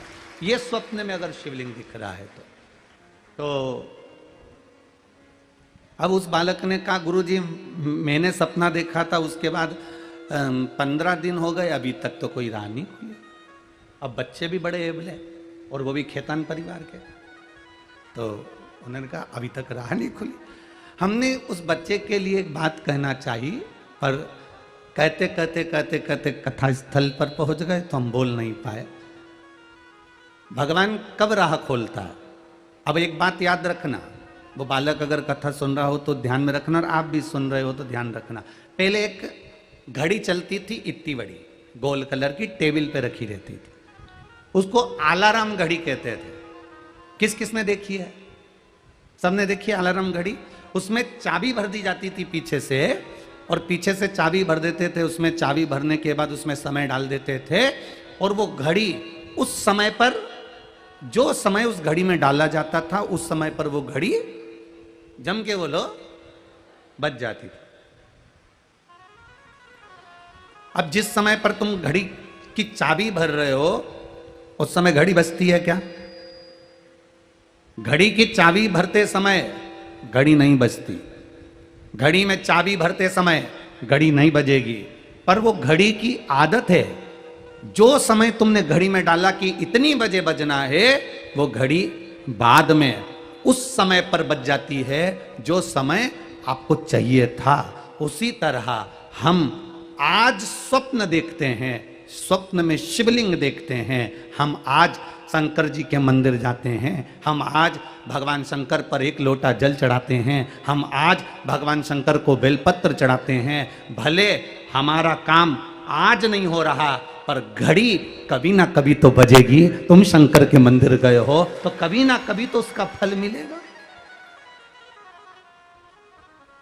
तुम शिव जी के मंदिर गए हो तो उसका फल कभी ना कभी जरूर मिलेगा। तुम भगवान शंकर की चौखट पर गए हो तो उसका फल तुम्हें जरूर कभी ना कभी मिलेगा। तुम भगवान के द्वार गए हो तो उसका फल तुम्हें जरूर मिलेगा। तुमने अगर शिव महापुराण की कथा को पंडाल में बैठकर श्रवण किया है, टीवी पर सुना, मोबाइल पर सुना, उसका फल कभी ना कभी जरूर मिलेगा। आपका और हमारा मिलन तो कभी हुआ नहीं। एक पत्र आया, देखिए।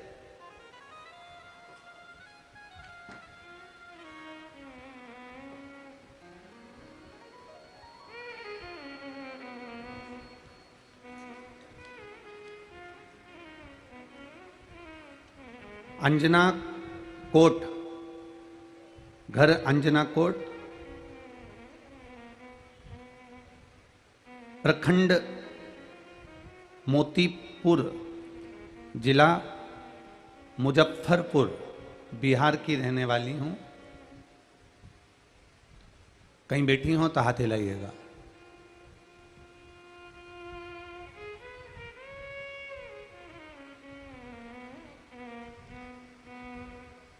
अनामिका कुमारी, मुजफ्फरपुर से आई हूं।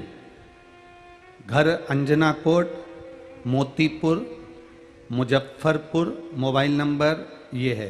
कहीं बैठी हो तो हाथ हिलाए। कहीं बैठी हैं? आप ही हैं? हाथ हिलाइएगा। ऐसे कर दीजिए। श्री शिवाय नमस्तुभ्यम। गुरुजी, मेरी शादी को 10 साल हो गए थे, पर संतान का सुख नहीं था। सारे डॉक्टरों से इलाज करवाया, दूर दूर तक हम इलाज करवाने के लिए गए, पर संतान का सुख नहीं हुआ। हमारे परिचित ने कहा कि टीवी पर कथा आती है, केवल टीवी के सामने बैठकर आस्था चैनल पर कथा सुनना और बाबा से प्रार्थना करना। सियोर वाला महाराज कुछ कुछ बता देता है कभी कभी।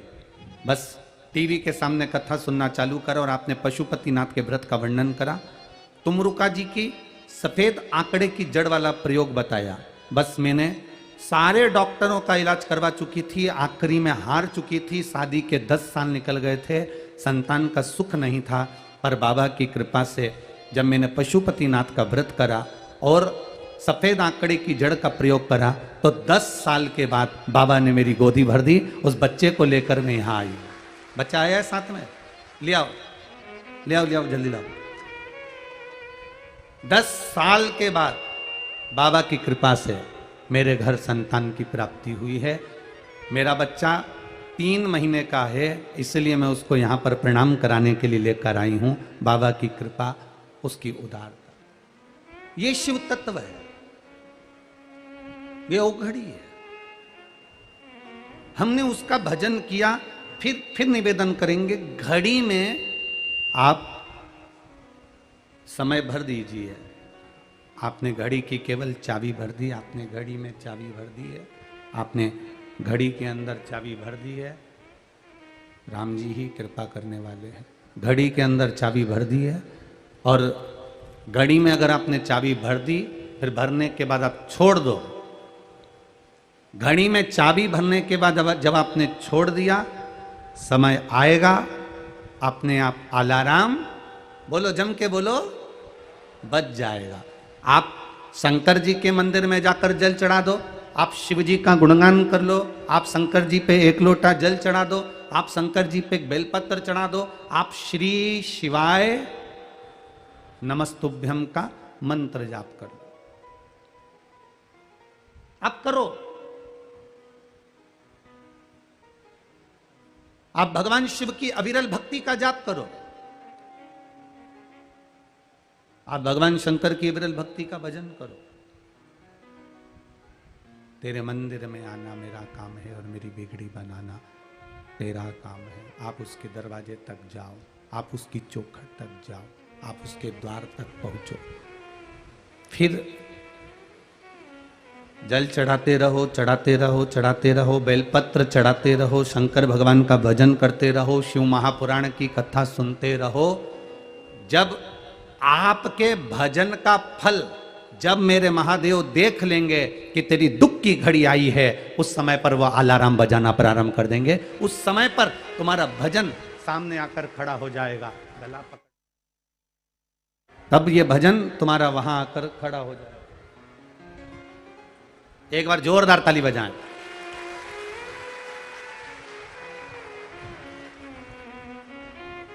बोल काशी विश्वनाथ भगवान की, डोलेश्वर महादेव की, कुबरेश्वर महादेव की।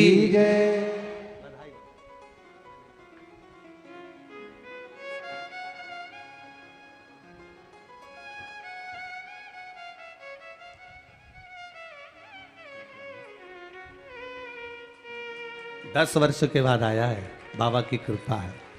शिव तत्व की ओर जाएं, हम करें उसका भजन, हम करें उसका स्मरण, हम करें उसका मंत्र जाप, हम करें उसका नाम जाप। और जब हम भजन करते रहेंगे, भजन करते रहेंगे, स्मरण करते रहेंगे, मंत्र जाप करते रहेंगे, कीर्तन करते रहेंगे, नाम जाप करते रहेंगे, तब उसकी जब मर्जी होगी, उसकी जब कृपा होगी, उसकी जब दया होगी, तब हमारा कल्याण वो कर देगा। ये उसके ऊपर है, ये उसकी करुणा के ऊपर है।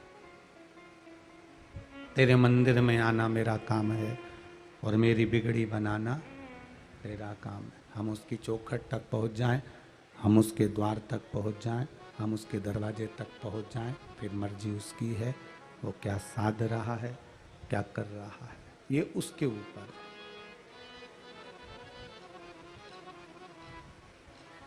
मत बुरे कर्म कर बंदे, वरना पछताएगा, भगवान की आंखों से तू बच नहीं पाएगा, तू बच नहीं पाएगा।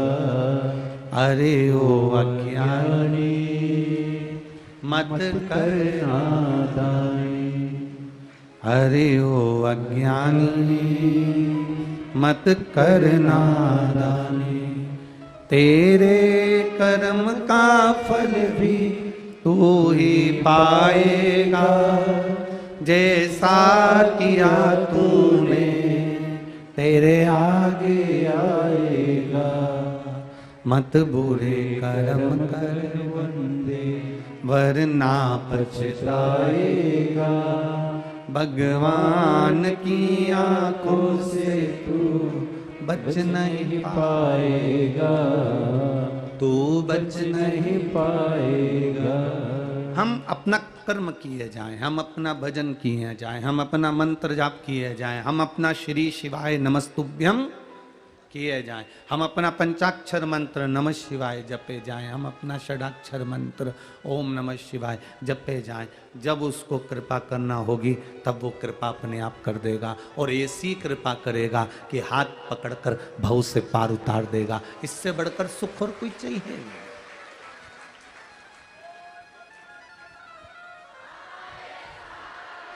उससे ज्यादा सुख का अनुभव क्या होगा, वो करेगा।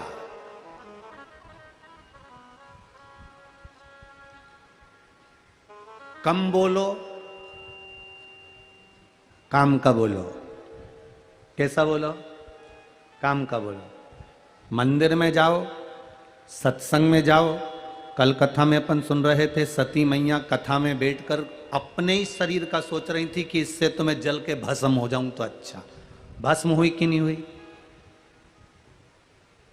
आप में से कई लोग ऐसे भी होते हैं, दूर से आए होंगे, जगह बैठने की नहीं मिली होगी, खड़े होंगे तो अपने मन में सोच रहे हैं काय को आ गया, परेशान हो गया, धूप में खड़ा हूं, गर्मी इतनी तेज पड़ रही है, बहुत परेशान हो गया। अब कथा में खड़े होकर तुम भगवान का भजन करने आए हो कि अपने आप को कोसने आए हो? यदि आप खड़े होकर यहां अपने आप को कोस रहे हो तो फिर तैयारी कर लेना कि जिंदगी भर कोसने को ही प्राप्त होगा। आप अच्छा सोचो। पंडाल में पहुंचने से पहले, कथा में पहुंचने से पहले भगवान को धन्यवाद देना कि बड़ी कृपा करी सरकार, आपने बड़ी कृपा करी मेरे भोलेनाथ, हमारे पास में कथा करवा दी। कहाँ सीहोर कथा सुनने जाते, कहाँ दूर दूर कथा सुनने जाते, खेतान परिवार ने यहाँ बुला लिया और हम लोग कथा सुनने यहाँ बैठ गए। ये प्रभु कृपा है। ये एक बहन ने पत्र लिखा है, यहीं की है।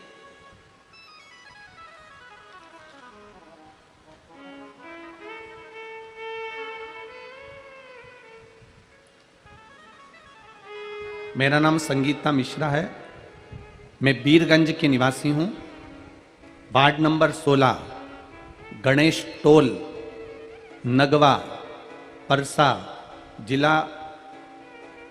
मेरा मोबाइल नंबर ये है। कहीं बैठी हैं? दिख गई? हाँ, दोनों हाथ हिला दो ऐसा। हाँ, ठीक ठीक ठीक, दिख गए। श्री शिवाय नमस्तुभ्यम। मैं संगीता मिश्रा, मैं बीरगंज के निवासी हूँ, ward number 16, Ganesh toll, Nagwa, Parsa जिला। मेरा मोबाइल नंबर ये है। गुरुदेव श्री शिवाय नमस्तुभ्यम। बीरगंज में रहते रहते जीवन निकल गया, पर बाबा की कृपा का मैं क्या बखान करूं। आज तक पास में पशुपतिनाथ थे पर जाना नहीं हुआ। काम में इतने व्यस्त रहते थे, परिवार में, घर में कोई जाने का मन नहीं करता था, ना कभी कथा सुनते थे, ना कहीं जा पाते थे, ना कभी मंदिर देवालय। पर गुरुदेव टीवी के माध्यम से एक बार केवल चैनल चालू करते करते आपकी कथा मिल गई, और वो कथा में ऐसा मन लग गया कि बस कथा सुनी, और सुनने के बाद पशुपतिनाथ और डोलेश्वर महादेव सब दर्शन बाबा ने करा दिए। ये शिव कृपा। हमने ना जाने कौन सा पुण्य करा होगा जो ये कथा बीरगंज में हो गई। बहन, बीरगंज वालों का तो पुण्य है, साथ में यह खेतान परिवार का कोई पुण्य उदय हुआ तो ये कथा हो गई। 71 पीढ़ी को तार देती है शिव महापुराण की कथा। किसी एक पीढ़ी से मतलब नहीं होता। बैठो बहन, एक पीढ़ी से मतलब नहीं है, 71 पीढ़ी।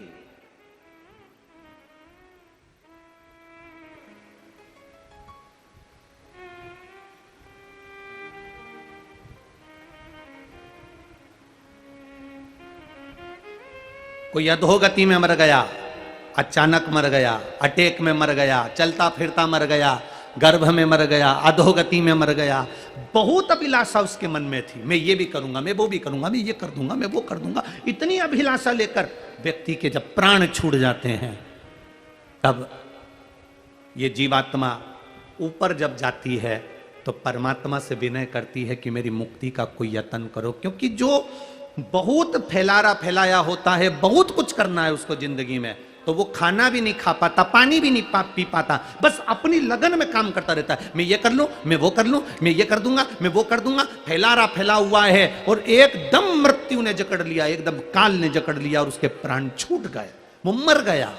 मरने के बाद वो जीवात्मा, गरुड़ पुराण कर रही है, वो जीवात्मा उस परमात्मा से कहती है, अपने पूर्वजों से, अपने पितरों से कहती है कि मेरी मुक्ति, मैं भटकता रहा, ये भी करना है, वो भी करना है, मेरा चित्त एक जगह स्थिर नहीं हो पाया, अब मेरी मुक्ति का यत्न करो।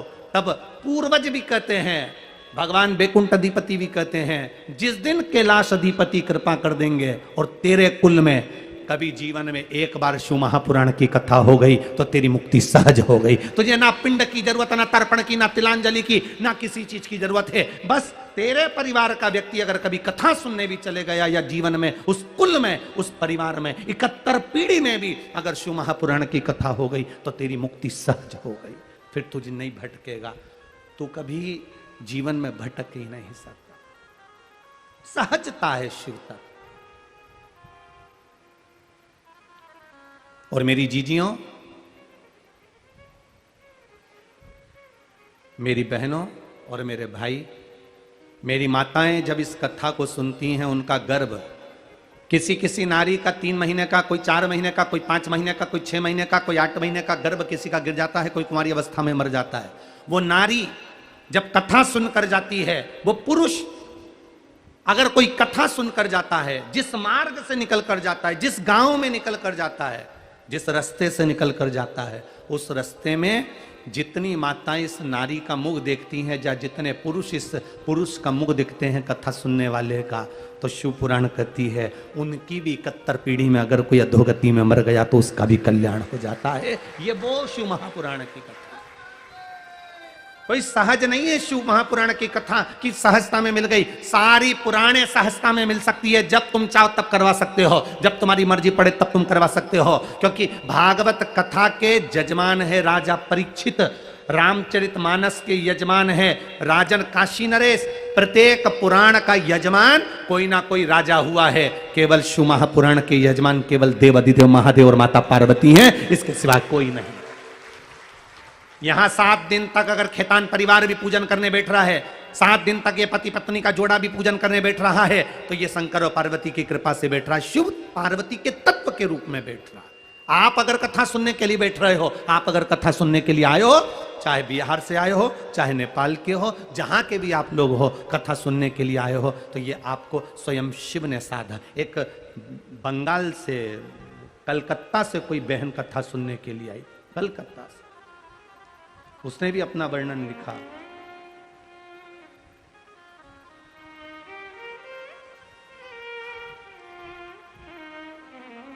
अंजलि साव कलकत्ता हावड़ा से कथा सुनने आई है। अंजलि साव कलकत्ता हावड़ा से आई है। कहीं बैठी हो तो हाथ हिला सकती है। अंजलि साव कलकत्ता हावड़ा से कथा सुनने अपनी मां को लेकर आई है, जिनकी मां अपने घर से कभी बाहर नहीं निकलती थी। उस मां का मन करा, टीवी पर कथा सुनते सुनते ये शरीर बेकार हो गया है, कभी आज तक घर से बाहर नहीं निकली, ये शरीर चल नहीं पाता, मन है एक बार कथा सुन लूं। बेटी ने कहा नेपाल में हो रही है, दूसरा देश, अपने देश में कहीं हो तो अपन चल चले। ना ना, फिर मौका मिले ना मिले, तुम चल नहीं पाओगी, चल नहीं सकोगी, सब चलूंगी। और वो अपनी माँ को लेकर यहाँ पहुंच गई कथा सुनने के लिए, माँ भी चलकर आई। ये शिव तत्व है, ये शंकर है, ये उघड़ी है। हम केवल कथा के पंडाल में नहीं बैठे हैं। पहले भी कथा में कल कहा था, ये कल्प वृक्ष है, ये कथा का पंडाल नहीं है, कल्प वृक्ष। जिस वृक्ष के नीचे बैठकर जो सोचोगे वो मिल जाएगा।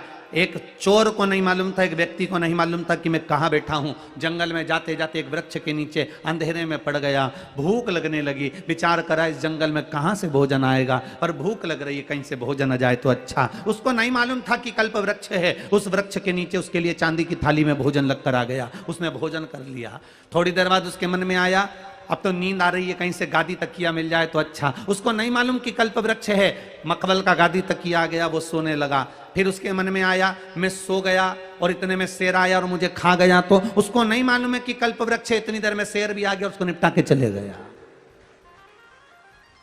उसको मालूम नहीं कि मैं कल्प वृक्ष के नीचे बैठा हूं। शंकर भगवान की कथा जिस क्षेत्र में होती है, शिव जी की कथा जिस जगह पर होती है, शंकर भगवान की कथा जिस पंडाल में होती है, जिस स्थान पर होती है, वो जितनी देर शंकर का नाम उच्चारण होता है उतनी देर वो कल्प वृक्ष होता है। उसके नीचे बैठकर हम जो मांगते हैं 3 महीने में मेरा देव अधिदेव महादेव ये झोली को भरकर पहुंचा देता है। यह कोई सहज है शिव तत्व? उसको सुनना मात्र, श्री शिवाय नमस्तुभ्यम मंत्र का उच्चारण कर लेना, शिव तत्व को जान लेना, यह सहजता नहीं। उसको पहचानो, उसको जानो, और जब हम उसको जानेंगे तो अपने आप एक सुख का भान होगा, एक आनंद की अनुभूति होगी, शिव तत्व की प्राप्ति होगी। उसको जानने, कम बोलो और कैसा बोलो? काम का बोलो, व्यर्थ मत बोलो। आज के जमाने में हर व्यक्ति व्यर्थ बोलने में लगा हुआ है। काम की चीज तो बोलता ही नहीं बिल्कुल भी। कितनी गर्मी पड़ रही है, अब तुम अपने दोस्त से कह रहे हो कितनी गर्मी पड़ रही है। अब ये फालतू बात नहीं तो और कौन सी अच्छी बात है? उसको मालूम है ना कि गर्मी पड़ रही है, तो बोलने की जरूरत क्या थी? फालतू की बात। फिर बोला आजकल जमाना बड़ा बेकार हो गया, 2000 का नोट फिर बंद हो गया। चिंता एकदम बंद हुआ, ऐसे ही एकदम श्वास बंद हो जाएगी। 2000 का नोट बैंक में पड़ा की पड़ा रह जाएगा और तुम भी शमशान में धरे की धरे रह जाओगे। अचानक फिर कह दिया आजकल जमाना अच्छा नहीं चल रहा। तो कौन सा जमाना अच्छा था वो बताओ ना। राम जी के समय में जमाना अच्छा था क्या? अरे बोलो रे, बोलो जी तुम बोलो, भाई लोग तुम भी बोलो। राम जी के समय में जमाना अच्छा था? राम जी के समय में जमाना अच्छा था? क्या अच्छा था? रावण जैसा था, मंथरा थी, और सीता जी अयोध्या में आ गई तो एक आग लगाने वाली और थी जिसने वापस भेज दिया था। अब क्या अच्छा था? जमाना बड़ा बुरा चल रहा है, तो आज से बुरा तो पहले था। अब के जमाना कब अच्छा था वो बता दो। भगवान कृष्ण के समय पर जमाना अच्छा था? पूतना, तृणावत, अघासुर, बकासुर, कंस, ऐसे ऐसे असुर हुए तो कौन सा जमाना अच्छा था? मालूम पड़े सग्गे बुआ के लड़के गालियां दे रहे हैं भगवान कृष्ण को, 100 गाली पूरी होती है तब सुदर्शन चक्र। कौन सा जमाना अच्छा था? जमाना कह रहे हो अच्छा था। उसके पहले भी चले जाओ, सतयुग में हिरण्यकशिपु जैसा राक्षस था, जमाना कौन सा अच्छा था? फिर वही लेकर आ गए जमाना बड़ा बुरा चल रहा है, पहले से तो अच्छा चल रहा है। बस इतना अंतर है, पहले रावण दिखता था कि ये रावण राक्षस है, पहले कंस दिखता था कि ये कंस राक्षस है, पहले हिरण्यकशिपु दिखता था कि हिरण्यकशिपु राक्षस है। आज के समय में समझ में नहीं आता कि कौन राक्षस है, बस इतना ही अंतर है। जमाना बड़ा बुरा हो गया। व्यर्थ की बात कर रहे हैं लोग, फालतू की। बोलो, कम बोलो। कहीं किसी किसी को तो बोलना भी नहीं आता। एक राजा ने अपना महल बनाया, और महल बनाया तो नगर के सबसे पैसे वाले व्यक्ति को, सेठ जी को बुलाया। सेठ जी को बुलाकर कहा आओ सेठ जी, महल देखो कैसा बना। सेठ जी ने महल देखा, वाह वाह क्या महल बनाया साहब, कितना जोरदार बनाया। महल तो अच्छा है पर दरवाजा छोटा रख दिया। राजा ने कहा दरवाजे से क्या होना है? नहीं नहीं महाराज, दरवाजा छोटा रख दिया, जब तुम मरोगे तो तुम्हारी अर्थी कैसे निकलेगी। राजा डिप्रेशन में चले गया। राजा को लगा बताओ मैंने महल बनाया और ये मेरी अर्थी निकल रहा है। राजा ने अपने दूतों को बुलाया, जेल में बंद करो इसको। मेरे नए महल में लोग पूजन करने आ रहे, देखने आ रहे, और ये मेरी अर्थी निकाल रहा है, जेल में बंद करो। उसको जेल में बंद कर दिया। थोड़ी देर बाद उसकी पत्नी आ गई। पत्नी ने कहा, महाराज मेरा पति आया था। राजा ने कहा, तेरा पति आया था, उसको बोलने के लक्षण नहीं है क्या? क्या इतना जोरदार महल बनाया? राजा तू मरेगा तो तेरी अर्थी कैसे निकलेगी? इतने में पत्नी बोली, महाराज मेरे पति को बोलने के लक्षण नहीं है, उसको क्या करना, अर्थी कैसे निकलेगी? राजा को काट काट के निकाल देंगे। राजा चक्कर खा के नीचे गिर गया। राजा ने दूतों को बुलाया, इसको बंद करो, ले जाओ इसको, मेरा बुरा चाहती है, मेरे महल का मुहूर्त, और ये मेरे टुकड़े कर रही है, बंद कर दो इसको भी। उसको बंद कर दिया। थोड़ी देर बाद उनका बेटा आ गया। बेटे ने कहा, राजा महाराज मेरे माता पिता आए थे। राजा ने कहा, तेरे पिताजी को बोलने के लक्षण नहीं क्या कि इतना जोरदार महल बनाया? जब राजा तू मरेगा तो तेरी अर्थी कैसे निकलेगी? और तेरी माँ क्या क्या काट काट के निकाल देंगे। इतने में लड़का बोला, महाराज ना तो मेरे पिताजी को बोलना आता है, ना मेरी माँ को बोलना आता है, उनको क्या करना, अर्थी कैसे निकलेगी? राजा को अंदर ही जला देंगे। भीतर राजा ने दूतों को बुला कर पानी पिलाओ, चक्कर। बोलो पर उतना बोलो जितना बोलो, बोलो जम के काम का हो। व्यर्थ की बोल रहे हैं लोग, जिनको बोलना ही नहीं आता, जो तुम्हारा अच्छा बोल ही नहीं सकते, उनसे क्यों बुलवाओ तुम कि तुम बोलो। बोल मेरी जीभा हरि हरि, 10-10 भोजन पान करे और राम नाम में मरी मरी। बोल मेरी जीवा, अभी भी नहीं बोली हरि हरि। क्या बोली, हरि की मरी? हाँ ठीक है, हरि। बोल मेरी जीवा हरि हरि। दही बड़ा खाए तो स्वाद बताए, गुलाब जामुन खाए तो स्वाद बताए, और न जाने क्या बता रहे थे कल, वो क्या बता रहे थे? हाँ मोमो, क्या क्या फिर से बोलिए? हाँ मोमोस। हाँ मम्मी का मोसा होगा कोई। क्या क्या मोमोस खाए तो स्वाद बताए, और वो मीन मीन चाउमीन वो खाए तो स्वाद बताए। ये जीवान कितनी विचित्र है, हर चीज का स्वाद बताती है, खाने के नाम सबसे आगे रहती है, सब खाएगी। और जो भगवान का भजन गाने का समय आ जाए, थोड़ी देर सिर पे पल्लू लेके माला लेने बैठी, उतनी देर में राम।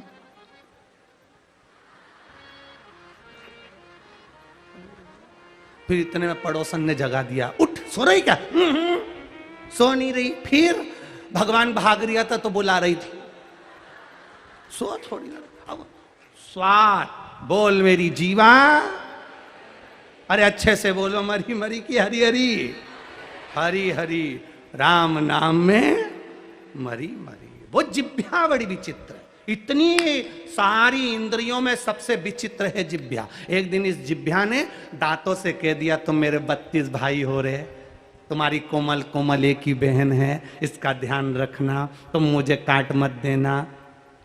32 दांतों ने सौगंध खा ली, बहन हम तुझे कभी नहीं काटेंगे, हम तुझे कभी नहीं काटेंगे, पर तू कृपा करना किसी से आड़ा टेढ़ा मत बोल देना, नहीं तो 32 की 32 निपट जाएगा। तू कृपा कर, हाँ हम नहीं काटेंगे, ये सौगंध खाते कि हम नहीं काटेंगे, पर तू ध्यान रखना, एक में ही पूरा 32 भाई तेरा निपट जाएगा। बस वाणी ऐसी बोलिए जो मन का आपा खोए। और आज के जमाने में वाणी ऐसी बोलिए जो जम के झगड़ा, पर उससे मत बोलिए जो तुमसे तगड़ा होए। ध्यान रख कर बोलो, कम बोलो और काम का बोलो, उतना बोलो जितनी जरूरत है।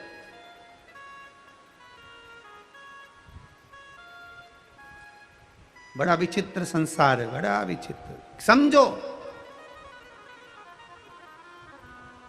एक बहू निकल कर जा रही थी, कांच का गिलास रखा था, ठोकर लग गई। सास ने चिल्लाकर कहा, देखकर नहीं चल सकती है, अंधी हो गई है, अकल नहीं है, यही सीखा अपने माँ बाप के यहां से। बहू ने कह दिया मम्मी गलती हो गई, अब गलती नहीं होगी। प्रणाम करा, बहू चली गई। दूसरे दिन सास निकल के आ रही थी, गिलास में ठोकर लग गई, गिलास फूट गया। अब कौन बोला? बोलो बोलो, तुम बोलो।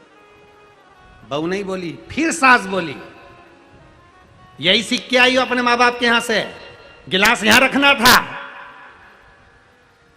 ये गिलास रखने की जगह है, इतना बड़ा घर पड़ा हुआ, गिलास वहां रखना चाहिए कि बीच में रखना चाहिए? मतलब बहू गलती करे तो भी उसकी गलती। समझ गई क्या तुम? फिर नहीं बोलूं कथा, आगे चले। बहू गलती करे तो भी बहू की गलती, और सास गलती करे तो भी। गिलास यहां रखना था, किसने रखा यहां पर? कौन ने रखा? बस। तो समझो कि विचित्र जीवन है। आप किसी से कुछ मत बोलिए, अपनी मस्ती में जितना बोलो कम बोलो, और जितना समय मिले उतनी देर भगवान के भजन में लगे रहो। यही जीवन की सार्थकता है, ये जीवन का आनंद। जितना भजन कर सकते हो उतना करो, जितना करो।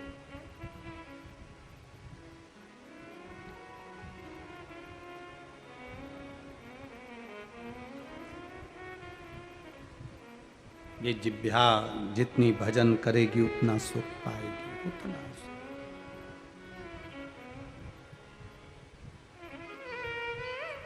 जितने भजन में इसको रमाओगे उतना सुख ये देगी। आलसी शरीर है, बहुत बहुत आलस भरा हुआ इस शरीर के अंदर, भजन में नहीं लगता ये मन। बड़ी मुश्किल से कथा में मन लगता है, लगाना पड़ता है, थोड़ी देर लगता है, उसके बाद फिर उच्चिष्ट हो जाता है, फिर उच्चिष्ट।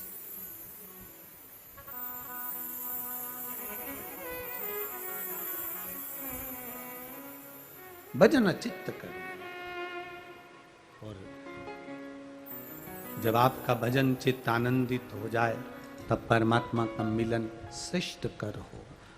तेरे डमरू की धुन सुन के मैं काशी नगरी आई हूँ। तेरे डमरू की धुन सुन के मैं काशी नगरी आई हूँ। तेरे डमरू की धुन सुन के मैं काशी नगरी आई हूँ। तेरे डमरू की धुन भाव से सुन गाइए। के मैं काशी नगरी आई हूँ। मैं काशी नगरी आई हूँ। मैं काशी नगरी आई हूँ। मैं काशी नगरी आई हूँ। मैं काशी नगरी आई हूँ। मैं काशी नगरी आई हूँ। मैं काशी नगरी आई हूँ। मैं काशी नगरी आई हूँ। मैं काशी नगरी आई हूँ। मेरे बोले ओ बम बोले मैं काशी नगरी आई हूँ। मेरे बोले ओ बम बोले मैं काशी नगरी आई हूँ।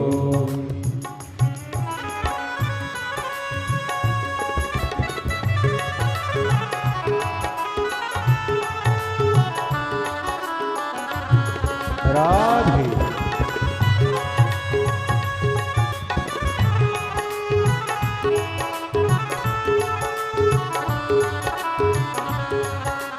शंभू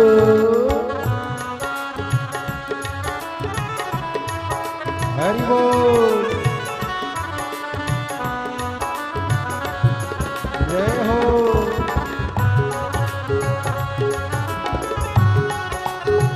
राज हरि बोल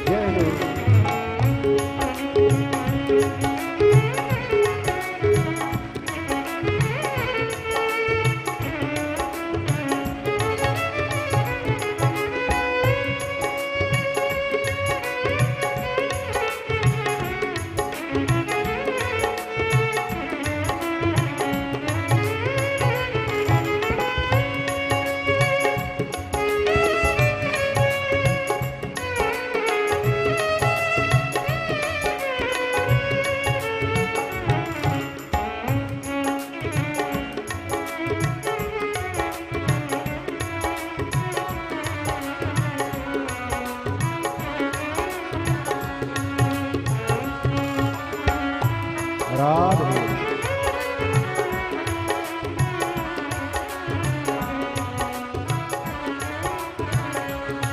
सुना है हमने ओ भोले तेरी काशी में गंगा है।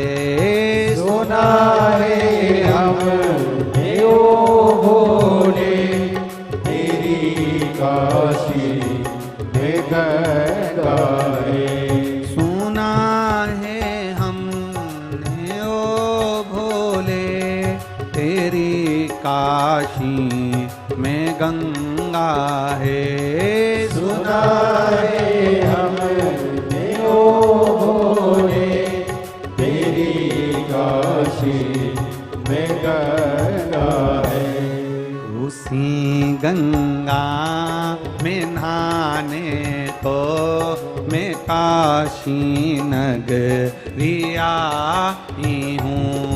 उसी गंगा में नहाने को मैं काशी नगरी आई हूँ। मेरे भोले ओ बम बोले मैं काशी नगरी आई हूँ।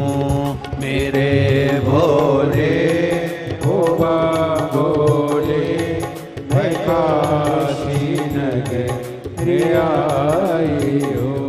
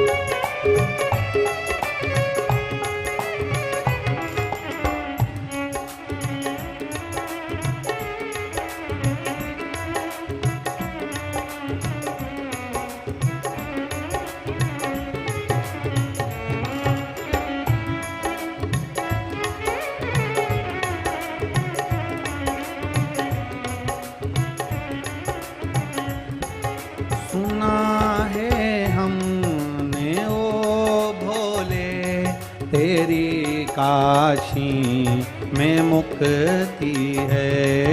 सुना है हमने ओ भोले तेरी काशी में मुक्ति है।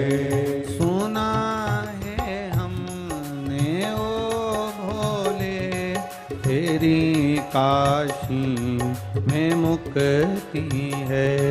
सुना है हमने ओ भोले तेरी काशी में मुक्ति है। उसी मुक्ति को पाने को मैं काशी नगरी आई हूँ। उसी मुक्ति को पाने को मैं काशी नगरी आई हूँ। मेरे भोले ओ बम भोले मैं काशी नगरी आई हूँ। मेरे भोले